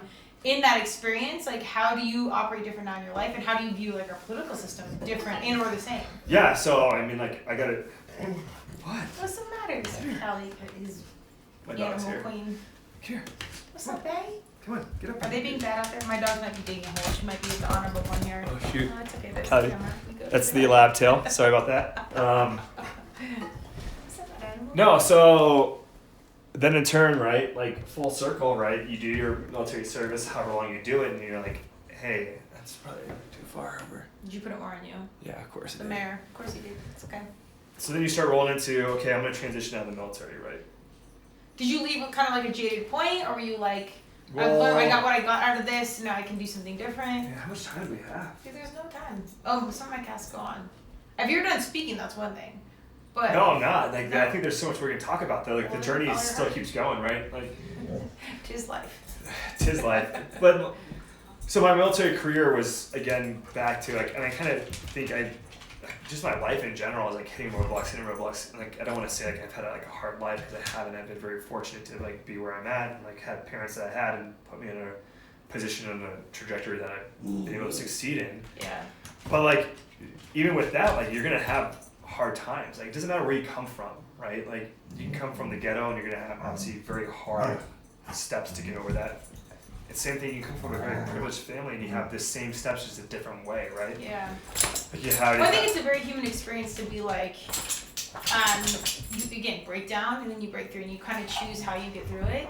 And the best thing I think about these casts that I've seen is like I see a very commonality, like an underlining, and I've said this a million times, but my hard charging humans are like type A, I'm gonna do this. It's the lesson takes many times to be learned because I'm gonna fix this, I'm gonna do it my way. And it's like you don't get in trouble once, you get in trouble 5 times because you will make it your way. And these are my like smartest. But I think that's what humans. like makes us great. Like, you should do it your way. Absolutely. To a certain point, right? But there's an awareness factor of like maybe just follow the rules just a little. I mean, I always said like the rules of the Naval Academy and probably any service academy are there for one reason, to figure out how to get around them. Well, I mean, they're there because it's the best way. They're trying to like. I think it comes from good space, but it's an archaic. It comes from but it's also teaching you, how to get around things and work the system a little bit, right? Like, there's a lot of rules that like just don't make sense. Like, I'll just tap it off. So senior year, you put in like beginning of your senior year, you put in your preferences of like what you want to serve select. So you rank them for whatever it is, pilot, NFO. SEALs, EOD, Marines, subs, and then there's a couple other things. So you just rank them what you want. So I wanted, after being a part of water polo and being some of my upperclassmen, I wanted to be SEALs. I was like, that's what I want to do. I want to be a Navy SEAL. Like, get to jump out of planes, get to go scuba dive, and I get to go shoot bad guys, terrorists, like which I came here to do because of 9/11. Like, was a catalyst of like, I want to help, push that threat back to outside of our soil. Yeah. So I ended up putting SEALs, EOD, surface warfare officers on a ship. What's EOD? Explosive ordnance disposal, so like bomb squad. Got it. And then SEALs is obviously SEALs. pew pew. Yeah. You heard it here. I didn't say it. You did. Carry on. They'll laugh at that. So I ended up, turning my selection, and I had SEALs, EOD. Surface warfare, so going to be like an officer on a ship, and then pilot. That was the only one I got selected for. I took my test, and I got selected for a pilot as a test. What you initially wanted. Which I initially wanted, which is kind of funny. So then I turned it into my company officer, and at the time he's like, this is when he liked me, this is before I got in trouble my senior year. He was like, hey, I want you to look at that number 3rd choice, and I want you to change it. Well, he didn't say change, he's like, I want you to think about it this weekend and come back to me on Monday. Okay. He's like, I'm not going to take it right now. So I ended up switching it up to SEALs, EOD, pilot, surface warfare officer, and then I can't remember my other ones were, and I turned it in. Great. Service selection comes around, which is like November timeframe right about now, right before Thanksgiving actually. This is December, sorry. And you get your service assignments, and I got pilot, and I was devastated. Because you wanted what he I wanted wanted you to SEALs. want, or I wanted SEALs, so I didn't get SEALs. okay. So I got pilot, and I was like, shit, like I actually don't want pilot because I wanted to go to the ship to go put in like a fleet transfer to SEALs. Yeah. Was that more devastating than not getting into the Naval Academy initially? Yeah, honestly, I think it was because at that point I was like, I had a core group of friends that were all gonna try to go SEALs together, and now like they all got selected and I didn't. Oh, everybody got it but you. Yeah. Well, most of them got it. So then I was like, shit, like all my buddies are gonna go, and like we always like talk like, hey, we're gonna be in buds, we're gonna try to do the buds class together, make it through buds, blah blah blah. So now I'm like, all right, well shit, I'm gonna go to flight school. So I went to flight school, I started flying and did the basic flying program called IFS and a Cessna, so 13 and a half or 18 hours in a civilian aircraft. And I completed that, and I was like, this is a lot of fun, but I wanna be the guy like jumping out the back. Like I knew that if I was a pilot, like I'd have a lot of regret in my life. So I called my old mentor, Eric, who got me to the Naval Academy, and I was super nervous to call him, and I called him, I was like, hey, I gotta talk to you about something. He's like, all right. I was like, I think I'm gonna resign my air contract. So I give up this highly coveted spot of being a naval aviator. Like that's a hard thing to get. Yeah. He's like, okay, like talk to me about it. Why? And I was like, well, I want to be a SEAL too bad. And we started talking about it, and he's like, all right, I just want to ask you one thing. Everything else he said is like, checks the box. He's like, do you think you could kill somebody? And I was like, honestly, yeah, I think I can, because like, I love that she's turning it more towards you. yeah, no, it's You're good. a girl. She knows it's my girl. Here. So I was like, and I talked to him through it. And I was like, you know, Eric, when we all take the oath of office, we all swear to defend and protect the Constitution against all enemies, foreign and domestic. So everybody is sworn to kill at that point. That's in a the military. different question, though, in my mind. Right? Yeah. And I told him, I was like, what's the difference if I got jets and I'm now flying over Afghanistan or Iraq, dropping a bomb, JDM that somebody's lighting up on a target that I don't know, but only the intel tells me, and then come to find out it's a mosque or a school. Yeah. Now I just killed civilians, right? Yeah. As a SEAL, your targets are very delineated and you know exactly who, or Delta, or any highly specialized force, you know exactly what target you're going after. Yeah. So that was my thing. I was like, if I know the target, or if I'm in a hand-to-hand, or if I'm in shooting, in a firefight, I know who's firing at me. But is that always the case? I understand the argument. I'm just saying. So that's the way I justified it. I was like, yeah. And who knows? Like, I don't know. I was never afforded the opportunity to get in that position of like being able to pull the trigger, right? So like we all talk about this, but same thing. Like, I was never afforded the opportunity to drop a bomb. So like, how am I going to feel or react? That was how I felt at the time. He's like, honestly, that's a good question. He's like, that's a really good answer, and I think he's like, you don't need my approval, but thank you. And I was like, well, that was my approval. So I ended up giving him my air contract. I went to the ship, did a tour on a ship, and came back and applied for SEALs. The XO at the time denied me. Then I applied again after I got back from deployment, and I got denied again. And then I kind of found a way to realign myself for SEAL training, and I got accepted, and I went to BUD. Okay. So I ended up going to BUD in 2012, graduated Naval Academy in 2009. So I showed up to BUDS, and I did my BUDS thing, and I ended up getting hurt like a year in training. Oh, that's right. I did it this part. Yeah. So I did first phase. I was in first phase, that realm, first phase PTRR, which is like the holding bay for like a year. So I ended up getting dropped from training medically, which was like huge. But at that point, like my third class, like I knew, like I was like, okay, the odds of me making through it this time, like I have a fucked up knee, like be lucky to make it through. Like you're lucky to make it through if you're 100% healthy. Yeah. So I ended up getting dropped from training, and then I did an extra year and a half, got my surgery on my knee, and then got out. And the transition of coming out of the military at that point, and I think like all these things in my life, from Naval Academy, getting in the Naval Academy, getting in trouble, this, that, and the other, have led up to that of like it's tough like being a veteran getting out, because like you're told, come here. Literally tail wagging on the camera. What are you doing? She's like, I need attention now. Like you're told like you have all this worth, but like how do you translate that? So I got told so many times like you don't have enough experience, or you don't have like, I applied for a manager role at a company, and they told me like you don't have enough marketing experience. I'm like, well, yeah, no shit, because I've been defending my country for the last. You've managed humans. You carried more responsibility as far as like weight of like people living. It's 100%. not like, are we gonna close this account that's X amount of six figures? Okay. Like, which then when you get into it, you realize. That's two different worlds, dude. But it's once you get into it, you realize like there's so many similarities, right? Like same thing as you're talking about in your world of marketing and influencing. It's like the same thing. It's like. I would say the responsibility is similar. The conversation is similar. I would never put anything against someone, because you are. I think that when you're responsible for lives, and I say this for our first responders or anything, like it is a different conversation. But as far as like dealing with employees, teammates, mentorship, responsibility, I always go back to. It's a similar combo. I may not have been in this realm or whatever for the last 7-8 years, like my peers that graduated college, but I have proven through my service and most military members that I can be adaptable. I can learn. Yeah. I mean, I don't know who is. As a former D1 athlete, and again, I don't compare it to our armed our military, but very. I mean, similar. But I would always. But they're so similar when you break it down to the well, basic as far as level. like the commitment, our young human that knows what they want to do when they're young. I appreciate it. As a small business owner, I would always want to hire, if I could, someone that has that experience. Yeah. I would so appreciate military as former student athlete, all those things. Not that I'm saying I wouldn't hire someone that hasn't done those things. But when they've done that, we already have a piece of common ground, and I know they already get certain things on a certain level. Well, yeah. I mean, like, and the thing is, what makes the military, like, the veteran community outside the military so great. Like, if I run into another veteran, like, okay, we kind of have a similar background. I know where you stand, ish. You know. Well, you understand like some of the stuff they've been through. You know how they've again committed as a young person. So you're not teaching a person at 25 to 30. You're teaching a person at 25 to 30 that's already committed. But how do you? And like, I think that's like just taking their like going back to like strengths and stuff. Like, how do you take their strengths that they've had and like mold those into?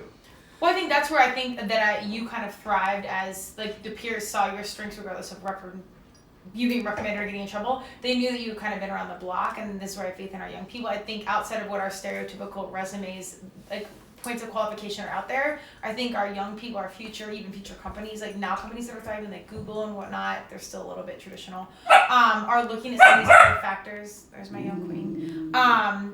Where it's like, yes, this might happen, but you've lived through the circle, you've done the right job, you've done these things. It's been we got the two of them. Hey, somebody go play with her. She's jealous. Cleo wants to hang out with Callan, doesn't care. Come here. Come here. Uh-oh, a jealous girl. But I think people see through. I think our companies are starting to get out of this traditional norm of what qualifies you as an acceptable person or an acceptable employee. Now they want to be like, have you done real shit? Have you done real things outside of having a college degree or even a high school diploma? I just think we're in this evolving space of outside of like traditional resume. People are like, what have you really done? Like, how can you actually be people? Yeah, like I hope exactly. Or what is your experiences? You may not have the traditional experience of like I've done like internships or I've done XYZ, but like. Dude, did you not show up at that corporate job and be like, listen, I can run circles around you? Well, have you not been in a room and be like, I'm the smart, and this is an ego-based thing, but I'm the smartest human in this room right now? I've been in that room where I'm like, I have more leadership experience than everybody in this room combined. And there's probably a CEO in that room that's been doing their job for over 20 years and makes 6 figures, and you're a new one this. And I could say I could probably pull the not an ego thing, but like I could probably get your employees to perform better than you're performing them right now. Incentivize people. And I don't know the market, but I can tell you like you may not be capitalizing on these strengths the way that you should, or feeding them the way they need to be fed. But that's genuine leadership, and that's not even like knowing specifically what you need them to do. That's just relating to humans and motivating them to perform, not just for you, but for the greater good. Yeah, and so I left that corporate job. I was in the corporate job for 10 months, and my buddy was doing mortgages, and he was like, hey, this you have an econ degree, you're fantastic with human beings and connecting and relating, and that's what a mortgage lender, like, that's a lot of our job. I mean, taking you through a process of probably the biggest financial decision you ever make, through that to, it's trust. And I always try to tell my clients, like, hey, don't trust me until the end. Like, I don't want your trust until the end. Yeah. And I have clients like, how about they like, hey, we don't care. We trust you. But I'm like, I want to earn your trust. Yeah. Like, because when you just give somebody blind trust, a lot can go wrong. So wait, so we leaped or leapt? Not sure. Leapt. I think it was we leaped it. I think it was a leaped and leapt. We swan dove out of Naval Academy. Off a cliff. So wait, corporate world. So Naval Academy, corporate world. Naval Academy, Navy, corporate world for 10 months, and I was doing corporate partnerships for them, and I was in a very basic role, which I think. That's when I met you, and I was like. And I was. I will say first impressions I couldn't judge fully, like who you were, but I was like, when you were saying what you did, I was like, really? Because again, I was probably better for the manager role there than I was in the coordinator role. Well, and having my experience from my brothers, knowing what you had gone through as much as I could as a civilian and not super connected, I was like, damn, that must be hard for you to be in that role because it was a very humbling experience for me, to tell you the truth, and and I think that was like, I mean, probably the managers that I worked with didn't understand that. Mm-hmm. It was very humbling, and I learned a lot, and I was very fortunate and appreciative of the opportunity, and the people I worked with were fantastic, and I still have like really good friends, obviously, and I met fantastic people from that, and like I'd still go work for that company again, but in the right role. And what I learned there, and it might just be that one company was, I was like, well, how do I get promoted? And it's like, well, you gotta perform really well at your job that you're doing. I was like, well, what if I'm in the wrong role? Like, if I'm in the wrong role, I'm not gonna perform well. Like, and I think that's where it goes. Is that a reoccurring theme, like coming from the Naval Academy situation? No, I just think like just understanding, like, as an officer, like if I saw like opportunities where people under my command or my charge were in the wrong role, and I was like, oh, you're not performing well not because you're a terrible person, you're just not in the right position. Yeah. And then when you gave them that responsibility and that role, They thrive. they thrived. Yeah. And our division thrived. And I was a deck division, which is trust me guys, I was deck divo. We were the knuckle draggers, right? Like we were like the bottom, like very prideful, but like most of the time, like your ASVAB scores didn't qualify you for a higher like IO job or something like that. But like probably it's the most traditional job in the Navy, boatswain mate. Like you're taking care of the ship, you're running knots. You're like the most seamanship Navy job ever in the world is a boatswain mate. Okay. Like and they are some of the most prideful human beings you ever meet, but also probably the most difficult. Like as a division, and I think everybody will agree. Like it's not a knock on it, but like if you go on a deployment, you're like the boatswain mates are probably gonna get in trouble. Like first and foremost, we went through a whole Westpac and not one Liberty incident. Like my guys and girls performed well. Yeah. And I don't think it was like indicative to me, and maybe it was, but it was like me and my senior leadership where we like, hey, we're gonna treat you like adults, and like I told them that from day one. I was like, I'm gonna treat you like an adult until you give me a reason not to treat you like an adult. Yeah. And then we're gonna have then it's gonna be a completely different world. Yeah. But I'm gonna give you trust, because I think you have to give trust to get trust too, right? Like Completely agree. I can't. That's not normal in the corporate world, though. That's not how it is. No, of course not. Like I gave him so much trust and responsibility, and I was like, until you guys prove me wrong, then we're gonna operate this way. Yeah. You know, and it was a different way of thinking about it, but it worked. And like, there were probably a few things that could have been brought up higher, but we took care of it internally because we had this tight knit thing where like, and I always told my guys and girls like, if you guys find me on Liberty, I'll buy you a beer. Yeah. So it was this like camaraderie too, where like he cares about us, and like. Yeah. I'd wake up for evolutions at like 2:30 in the morning where I didn't need to wake up, and I'd go down there and I'd pull the line and tell them to take a break and like go take a nap. Yeah. It's like, hey, I got it. Like, what? I'm like, yeah, go take a nap. That's I got huge. this. But I wanted them to see that like, if I'm gonna tell you to come down here at 2:30 in the morning, that I'm gonna fucking be here at 2:30 in the morning. Yeah.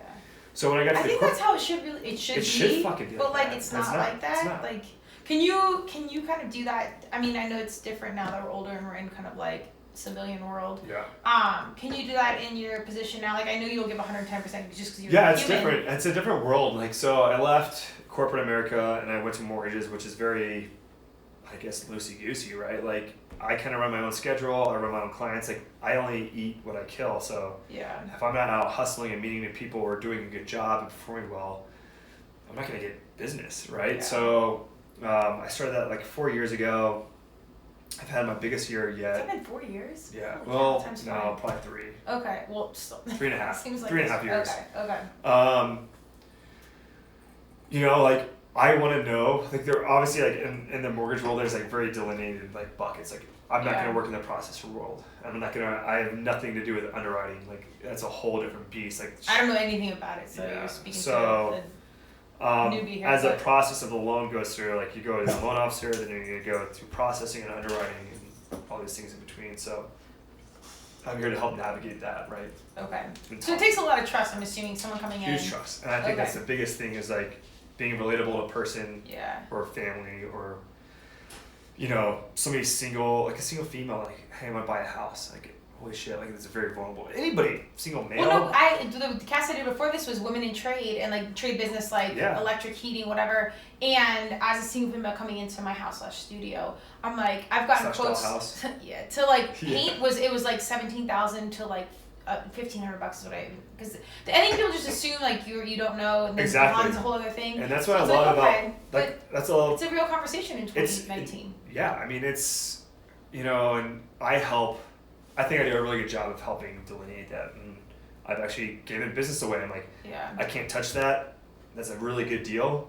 Or let me help you. Like I know you have a relationship with this person and you're not going to switch, but let me help you get a better deal. I know you're not going to use me at this point, but I want always what's best for you. Yeah. And it comes from a place of like just genuine.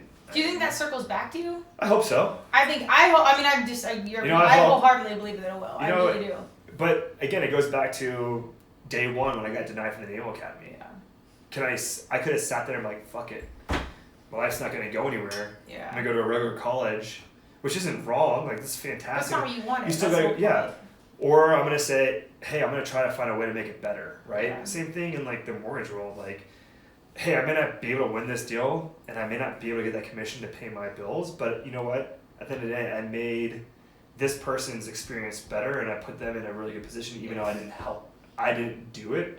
I helped them get into the best position possible, because that's gonna come back, right? that person's gonna now go and say, hey, like my lender, I did my loan through it, but this guy over here, like he hooked me up, and he didn't even get paid on it. Dude, that doesn't happen that much in this day and age. It's crazy. And Like, I think I'm sure my boss is getting pissed if you heard that, but like, it's like, why didn't you win that? And that's the thing. Like, I just did this strength finders class, and it's like competition. And it's like a lot of guys and girls in our industry are like, well, you didn't close the deal. Like, well, why didn't you close? I'm like, I did close the deal. I was saying maybe you did actually. I closed the deal. When people think it doesn't work out, maybe it did. But people think like if your perspective of different, like closing a deal is different. Like, yeah, I didn't close that deal. Great. I don't care about that. Because I already knew like that deal was never going to be closed for me. I already knew I wasn't going to win that, but I knew if I could close it the right way, I could probably close more deals that way. And it's never like that too. Like I don't want to sound like I just want more money and I want more business. Well, no, but I think it's like lose the battle, win the war. Right, That's exactly. I mean, that's kind of my life in a nutshell. Where I like see these little things go out, but inevitably I was probably out of alignment, whatever. But if I always acted on what my best move was at the time or what I thought it was, and I come up by being like, I did the best I could. Like, and I think that's all I can ask for, right? Like, I think we're kind of closing up, but like full circle of like do the best with what you have, right? Yeah. You know, like and through your life and your experiences, like pull back on that and look back to that 16-year-old self of like what was motivating me to be in the military, and you go back and you kind of humble yourself, like, wow, at 16, like okay, 9/11, when it's so pure, and so pure, and then different, don't let these like challenges or setbacks like dictate your life. Like it can be cancerous, right? That can be, that one thing could have led me down a road of going to college and doing drugs and being a deadbeat. Like, well, I didn't get in the Naval Academy, so now I'm a piece of shit. Yeah. You're like, okay, well, that's your decision. Like, that's no one else's decision. Like, I don't know who wrote the quote, but it was like, you can't, like, I'll have to look it up. It's like something like a chapter was written, like you can't change the chapter that was written, but you can change the end of the story, right? Oh, like, totally. You right? can't like, go back and change stuff. Yeah. You take it as you come, you roll with the punches, and you're like, okay, that sucked, okay. And then maybe you're a person that gets punched in the face like 100,000 times, but all my most resilient humans, I promise you. But you're gonna get punched, that like 101,000 time. You're like not gonna get punched in the face, and that's gonna make it for you, So I'm a big believer in like you choose your destiny. You can really you control. I mean, you can't control what happens to you, but you can always control the reaction to it, and like what happens after that. So okay, so now I think it's very serendipitous that you had like all these like you have to keep running through the wall like the Kool-Aid. Well, that's the thing, like Kool-Aid. Hey, like no, patch the wall. Like my dad's gonna be pissed. Like didn't come to the hole. And I just ran through it again. Like, but like so now you've had this experience, and I love that it's in lending because that is very vulnerable space. If people don't know, like it might get judged in a certain way or may not. I don't know. I would say, but it's a big deal. I don't know if if you're I out should there. say this on the air. I'm not gonna say it on the air. You have to say it now. Okay, so. I don't know. Do you want me to say it? Okay. You can say whatever you want. So finances in general, and just finances are very vulnerable. Like I don't even want to talk to people about finances. Yeah, it's weird. It's like but as a a mortgage lender, it's like I see everything. Yeah, I think people know that. I don't think that's a secret. So I call it like looking at your butthole. Yeah. Oh, you heard it here. I mean, that's very aggressive, but like. It's very aggressive. So you're comfortable being like that esthetician, like. But that's like the wax. yes. Like, okay. Like that's how like it can be so vulnerable. You're like, I'm exposing like everything. I'm so vulnerable right now. I'm seeing your credit. But you've also been through the ringer, so I feel like you can provide empathy, which most. And I don't care. Like I literally, I always tell my client the other day, I was like, I have to check myself sometimes because like closing, I'm like, hey, what do you do? I should probably know what you do because I just did your mortgage. But like, I don't care. Like my biggest goal is like to help people and make sure that they are in the best position possible. And I think that goes back to like just good leadership in general and like understanding like human beings and like I want what's best for you because like I would look at you as me. Like if this is me, like this is what I want to put you in. And yeah, like and that's why I love what I do because I'm in a position where like I'm taking a very vulnerable situation where people may not know anything about it and I can help them get to it. There's a lot of bad lenders out there. There's a lot of bad people out there in general. And that's such a vulnerable space though. Yeah. Well, yes, I mean you can be a bad, grocery attendant or marketing person, whatever. That's fine. Like you could be like, hey, I'm gonna do marketing for you, and then like 4 or 5 months and just suck your money, and then at some point, I'm like, yes. And they're like, oh yeah, I'm gonna get to that. Oh yeah, I'm gonna get to that. Oh yeah, I'm gonna get to that. And you're like, dude, I've given you $1,000. Like, what is that? Or promoting humans that are putting a shitty message out there that are influencing our youth. Like, there's a lot of gray area in every space. But anytime you can come from a space of like really taking people that are in vulnerable, so they may not even realize how vulnerable it is, and then provide empathy and like really do the right thing. That's a hate to say it, in 2019, that's a very hard human to come by. I think so. It you know, really I think is. in just, I mean, I think in general. I think there's a lot of good ones out there though, and I've been fortunate to have conversations with them. Like, Oh it's yeah, well, incredible how many good people are out there. You attract that, right? Like I you hope are the so. kind of person that like attracts that. Yeah, I hope so. Hashtag bless up. It's a bless up, yes. No, I didn't. That's the best compliment I can hear because it's. But you attract people in like your world matter. you. I think what's the adage, like you're a combination of your five closest Yeah. people, right? Like We've had to do some weeding out, but yes, this is facts. but that's part of life though, right? Yeah. Like at some point, like you think you bring these people into your tribe, your culture, or whatever, your circle, and then like you really get to know them on a more personal, like, dude, you're kind of a piece of shit. Like I gotta cut you out of my life. Like I gotta move on and move somewhere else. I've done that, you know. Oh, like, but that says something about you as mean like. doesn't me, mean I'm not us, gonna forget anyone. about that because that person can still be an asset to me down the road for Yeah. somewhat other reason. I think If it's any how is shady deal. Like Okay, so now Naval Academy, Navy, Navy, uh, corporate corporate, world, mortgages. What would be, and this is about graceful disruption, what would be your ideal, like in your ideal world, not that you don't want to be doing what you're doing now, but like what would be your ideal to do? Like my ideal would be like what Ellen's doing, like her big, great giveaways. And I've never been a fan of, I'm not a fan of money. I'm down to make money. But I would love to make a bunch of money to give it away to like people that are right in the in-between. That's what I always say. Like I always laugh because like the whole thing, like if I won the lottery, what would we do with it? Like Not just throw it away, but like genuinely find humans that are right before they need like a little something, like a little push. like just like so again in my industry, like I'm fortunate enough to do like refinances for people, and a couple of refinances that I've done for people recently, like I can't even express how like so you can skip 2 payments and you can get some money back at closing. It's like I've like helped. They were on the brink of like our pump just failed during this process. Like we need this thing to get through, and you're like, oh my god, like I'm like on a grander scale, like I'm affecting a life so much more. I mean, I don't know. Like I think the future, just try not to get in trouble.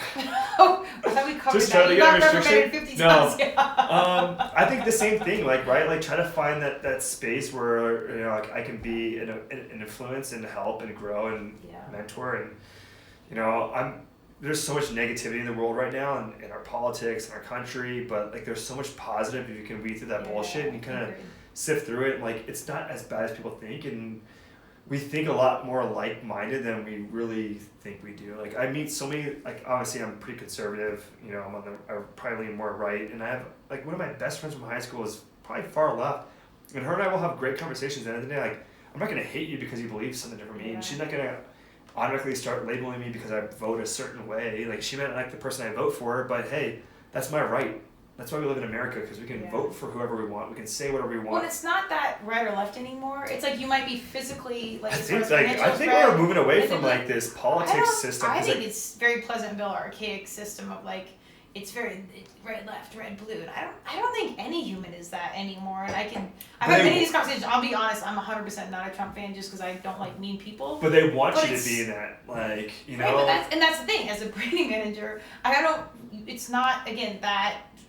But the thing I find funny though about politics too is like, you said like mean people with Trump, like, in the left is like very much like, well, he's a mean person, and then you watch the town hall meeting with Joe Biden where he's like pretty much bullying this guy. Oh, it's weird. Well, that's weird. I mean, politics the art of it is very bizarre to me. And it's in like general. that's who you're kind of putting up against Trump, and like.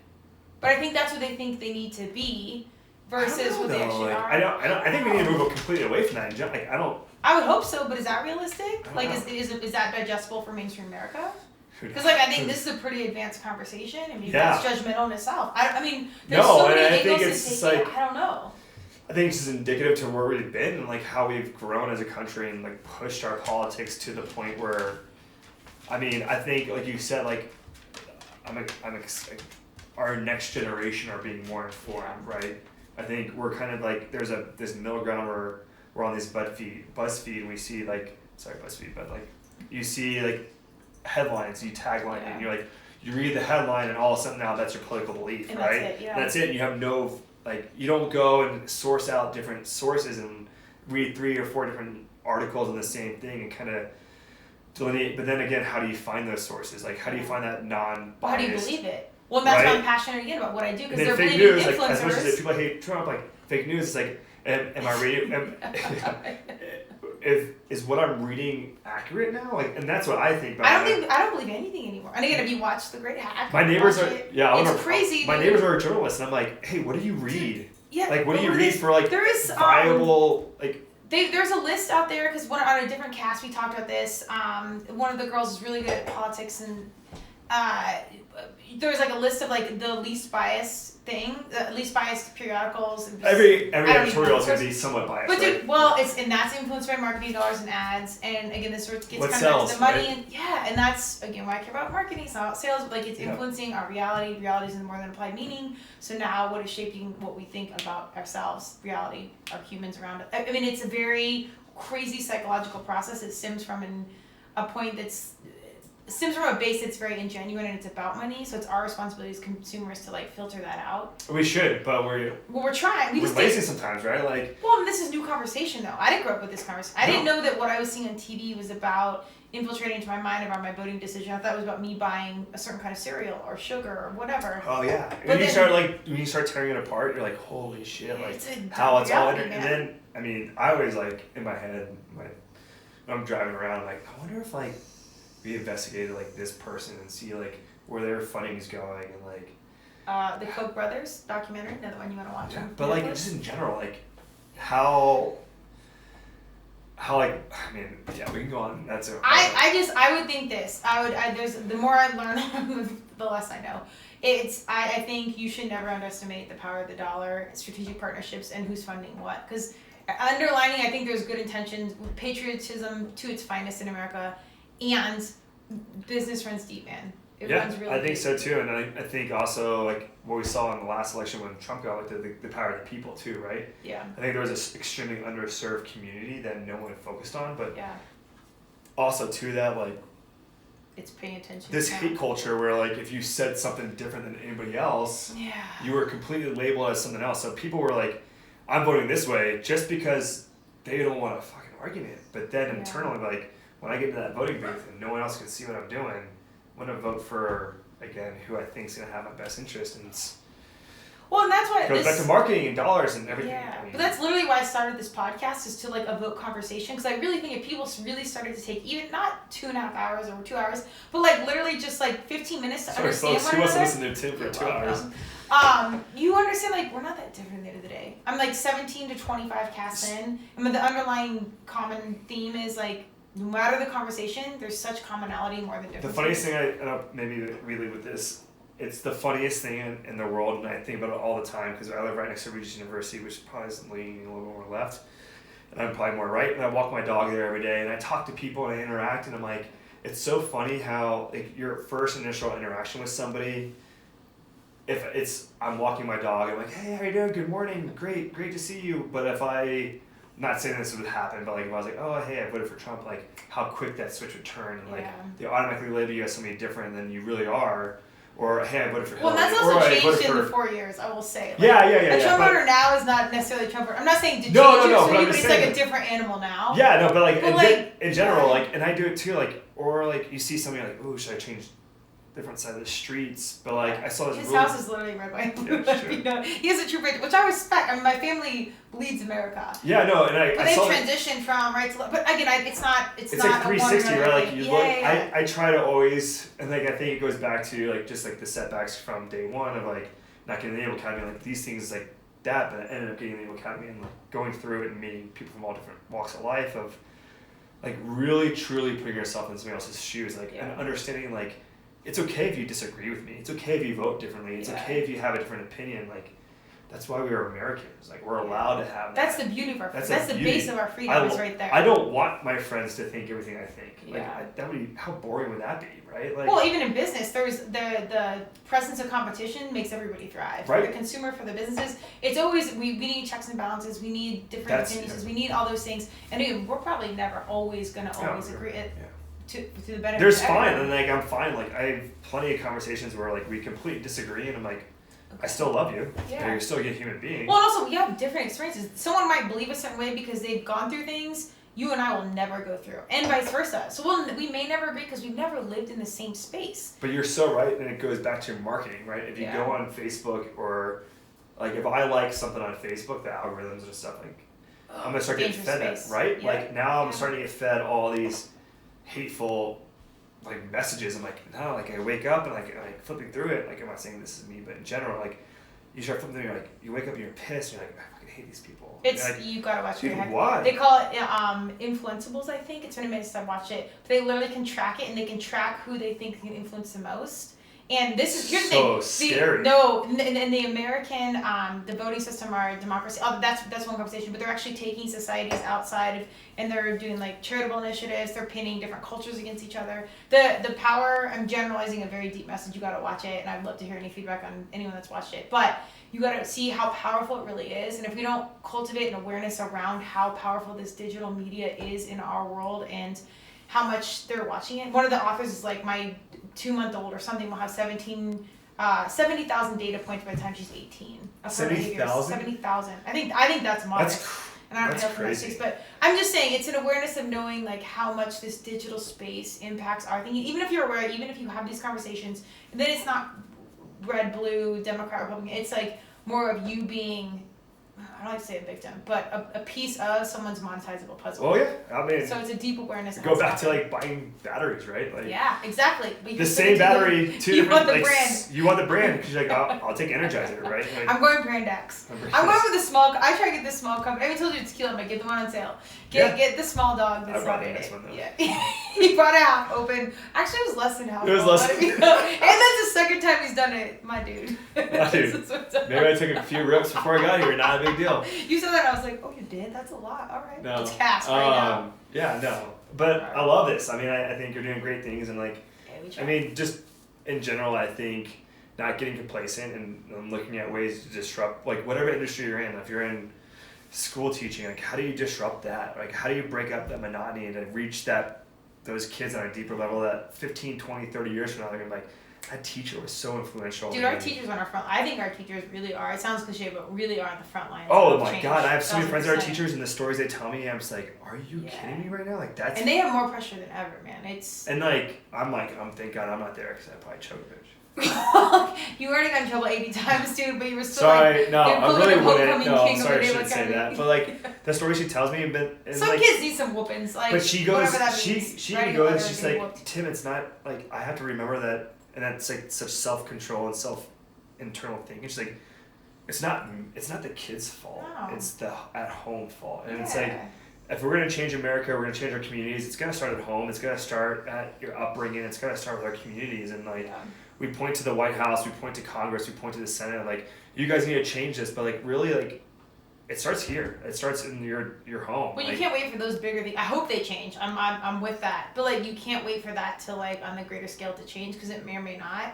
So and like, in the meantime, our kiddos are growing up. Yeah, so how am I going to disrupt the industry or whatever? I don't know. That's a good question. It's always developing for me. I think you already are though. Like even I think if we overlook, and this is like some self-practice I've gone through, overlook our day-to-day procedures of. Human procedures is formal, but like of just practice, like I'm just gonna do the right thing. Yeah, you know what? You're right. I'm not gonna take the deal. So, I'm not gonna go with this account even though it's paying well because they don't recycle. You're right. So what I did is, like in my now probably 3.5 years, there's a lot of noise in general in life and everything else, and I started looking at other people like I need to do that, I need to be like this person, I need to do that, I need to do that, and I started looking and like, why am I not succeeding? And it's because I'm not myself. So for me, it was okay. How do I be Tim Tackle in my everyday life? And, if I do this, that, like, I'm going to be me through and through. Go back to being in the Naval Academy. Yeah, I might get in trouble. I'm not getting in trouble in the mortgage world because that's going to be prison time, and I don't want to do that. Oh, okay. But, that's the next step. Yeah. Prison? No, like I'm saying, like, okay. But I'm gonna conform to the rules I need to conform to, but I'm also gonna be me very much in that world, and I think that's translated well, and I set a goal for myself this year, and I had a goal from last year, and I over doubled my production from last year. Yes. Okay. So I'm not going to say the numbers, but I did well enough that I more than doubled my production last year, and I think I attributed to, you can take the noise from other things and figure out like what makes sense for you, but at the end of the day, it has to be genuine, it has to be you, and it has to come from a place of wanting to do integrity. And I went back to being in, I never made it through SEAL training, and like I have high esteem for those guys. Those are all my buddies, but it's like teammate, self, right? If I'm taking care of my team first and my teammate and then myself, like I'm at some point gonna benefit. Like the same thing talking about that, taking care of that client that's never gonna work with me, that's not gonna work with me, but like I'm taking care of her first and foremost, and she's gonna hopefully come back and give me business. Maybe. If Well, it's not, part of the greater good. and if she doesn't, I don't care. Yeah. I know at the end of the day that I helped her get in the best position possible. So Yeah. I think that's where I'm disrupting it. Of, I don't care. Like I do care because I want the business, but because I want to pay my bills. But at the same time, I just want to make sure that people are getting taken care of, and at some point, that's all going to come full circle. And I will. My goal is to grow a team out like that, and I'll have people that we all work and we do the same thing. And fortunately, I'm with a company and an office that we all pull in the same direction. We all think the same way. And my boss last January, he sent me a text. He's like, "Hey, I failed you." I was like, "What?" I'm like, "No, like you did." He's like, "No, I failed you. I haven't pushed you. I haven't worked with you enough." He's like, "We're gonna change 2019," and I crushed the goal that he and I set out. And like I had like a realistic goal, but I had like a pretty lofty goal, and I almost hit that lofty goal. Oh yeah, okay. So put it out there. I think that's really important. It's scary to hold yourself accountable because when it's out there, but. And I think the biggest thing for me was telling people my goal, right? You start telling, you hold your goal, and there's a lot of goals that I didn't hit this year. One was like learning how to play piano and reading a book every month. Oh, that's good. Okay. I didn't do any of those, but I did my business. Well, this is where So I got my business. Okay. I got my business goal done. Yeah. But and then I had surgery, so I got back into swimming, okay. and it's like these weird things that like I didn't succeed in this goal, but this like new goal popped up, and now I've like crushed that goal, and then I crushed that goal. So. And I don't think it's not always like a win-loss score of like if you did a few of them, that's actually good. I've really learned to like. I think 2019 was pretty solid. Yeah, I mean, I'm gonna give away a thing, but like come January 1, I want to do something where I actually put something on social media, just so it holds me accountable. I'm gonna like challenge 3 people to do it, not as like a viral water bucket challenge, but just like I'm gonna call you out because I think it's critical that like my similar entrepreneurial humans like we're clear in our goals, and even if it's lofty and it's like I want to watch this video back. But even like I look at entrepreneurs and like I have a networking group that I'm in charge of and I run. It's like 20 people that they all run their own business, and I think the biggest thing is it's funny like we all go to these coaching classes. Yeah. And we seek out these like coaches, and it's like they're literally telling you the same thing that but they're just holding you accountable, and it's just like professional athletes have like a coach, right? Like Tiger Woods has a coach, like everybody has a coach. So like you need somebody that's gonna challenge you and hold you accountable. And I think that's kind of like maybe like that's what Mike was for me, my boss this year. I knew like we have this thing, it's good. Like every morning I'll text him good, like at 5:30 in the morning. Okay. Every day? Like, hey, yesterday sucked, good. Okay. Like great. It's kind of goes back to like that. Okay. this whole like montage. The only easy day was yesterday, right? Like you got through yesterday, great. Fantastic. That was yesterday. Now it's today. So like most mornings, like I'm up and it's like 5:30. I'm texting him good, and he's like sending me good. Or like if I had a really shitty day or whatever it is, I text him like a more like detailed like yesterday really sucked. That was really terrible. But like how many are in your team? Like how many people is he potentially conversing with? Because that's a good chunk of time. It's just me and him. We do that. Oh, that's our okay. thing. Okay. So like it's him and I. It's our little thing. Like. You're probably good for him then. It's probably and I'm holding reciprocal on all levels. Same thing for him. He's like you're holding like as much as like I think of it's me, like it's a benefit to me. Yeah. It's actually a full circle benefit to him because like he's like, shit, like I can't let Tim text me before 5:30. So there's some mornings where he's like at 4:45. I'm like, damn, I slept in. Or I'll text him at 6:15. I'm like, good. He's like, oh wow, sleeping in today, huh? I'm like. Okay. Right, and it's like podcast, my bad. Yeah. I know the SEALs is kind of the goal, and I've heard you talk about this before, and getting injured and kind of universe speaks. But isn't it kind of serendipitous, like you found these humans in a different respect, and like in a different mode you may have not ever expected? My experience, and it's like I bring that, like I was there for a year, and it's like this mentality of like no one cares, right? Like work harder, like everybody's hurt, like in SEAL training, Ranger training, Delta training, like. Any kind of training, even in the corporate world, right? Like when you're getting slammed with work, like nobody cares, right? Like we care but we don't care. Like everybody's hurting. Like everybody has it worse than you. And you don't know how worse somebody else has. Like I don't know. Like you could have woken up today and like had 3 family members killed. Like and you're gonna go crush your day. Yeah. Right? Like no one knows, and like I think we go back to that place of humility and like kindness and empathy, like understanding. Like maybe that person's having a shitty day because like, and that was one thing like I wanted being officers like. Hey, if somebody's like not performing or having a bad attitude, it's like it's probably not the work. It's probably something at home. And like when you sit down, like I pull my son, I'm like, hey, like what's going on? I'm like, well, sir, like everything's good. I'm like, all right, for real. I'm not an officer anymore. Like, hey, what's going on? Yeah. And then they're like, boom, boom, boom, boom, boom. You're like, oh my god. Yeah. Like, holy cow. And that's a new of course you're not, man. right? Yeah. Like, of course you're not performing well because you have all this stuff. So I think that's my big disruption, right? Like figure out that way to like be a better person every day and like be kind and be empathetic to people and like be a little more human. Be a little bit more human. Like we're all human. We all want the same thing. We all want this. We all want to be fat, dumb, and happy in America. Yeah, I mean, I think we do. I always Maybe actually. not fat, but like well, I only mean, ripped, dumb, and but happy. I've been And not pissing on dumb. McDonald's lately. It's all subjective. Dude, good time burgers. I got really hungover one day, and I was like, I'm so hungover. Like I need something, and I was like, Good I love times? my good times. I usually just go to McDonald's. I always have gift cards to them, which is also weird. Hey, I mean, Olympians back at McDonald's, so pretty much. That's what's up. Right? Yes, exactly. Seriously, but I don't know. I think it's again. You go back to kind of like that balance of turmeric and tequila. Like my most like successful humans, Naval Academy, but then they're on the front lines of jail of Naval Academy, and then I got Olympians eating McDonald's. Like you never judge any books by cover. No. I think balance is applicable at all times. Like don't drive yourself crazy one way or the other. And the more leaders can get in those roles that can live a balanced life and they infiltrate their influence with that balanced approach, as general as that sounds, I think is how we make the world a better place. Yeah. All right, so we will, now that we've saved the world, what, we're actually at low battery on our Mac, 2%. 220. Where do we, folks. Tim, no, you're welcome is what he means. Where do we find you? Where do we talk about your social media? I know you're not a social guy, which I love. Most of my humans are not this. Yeah, I'm on social media, and I don't do it well business. enough. Maybe I need a brand manager. I got your back. Well, I mean, like, how would you want people to connect with you? Show you my email now? I mean, whatever you want. Like, social media, email. People usually do you have a business phone number? I'll post it anyways. My business number, so it's kind of like, my business number is my cell phone number, and that's kind of how I operate. Like, you're going to be my person. I'm going to talk to you. You have me whenever you need me, which is tough, and it's tough to find that balance, right? But like, that's the clients I bring in. I'm like, this is my personal cell phone number. You can call me, text me, you can get me anytime you need me. Because going back to trust, like, this is like the biggest decision. I want them to have that lifeline to me.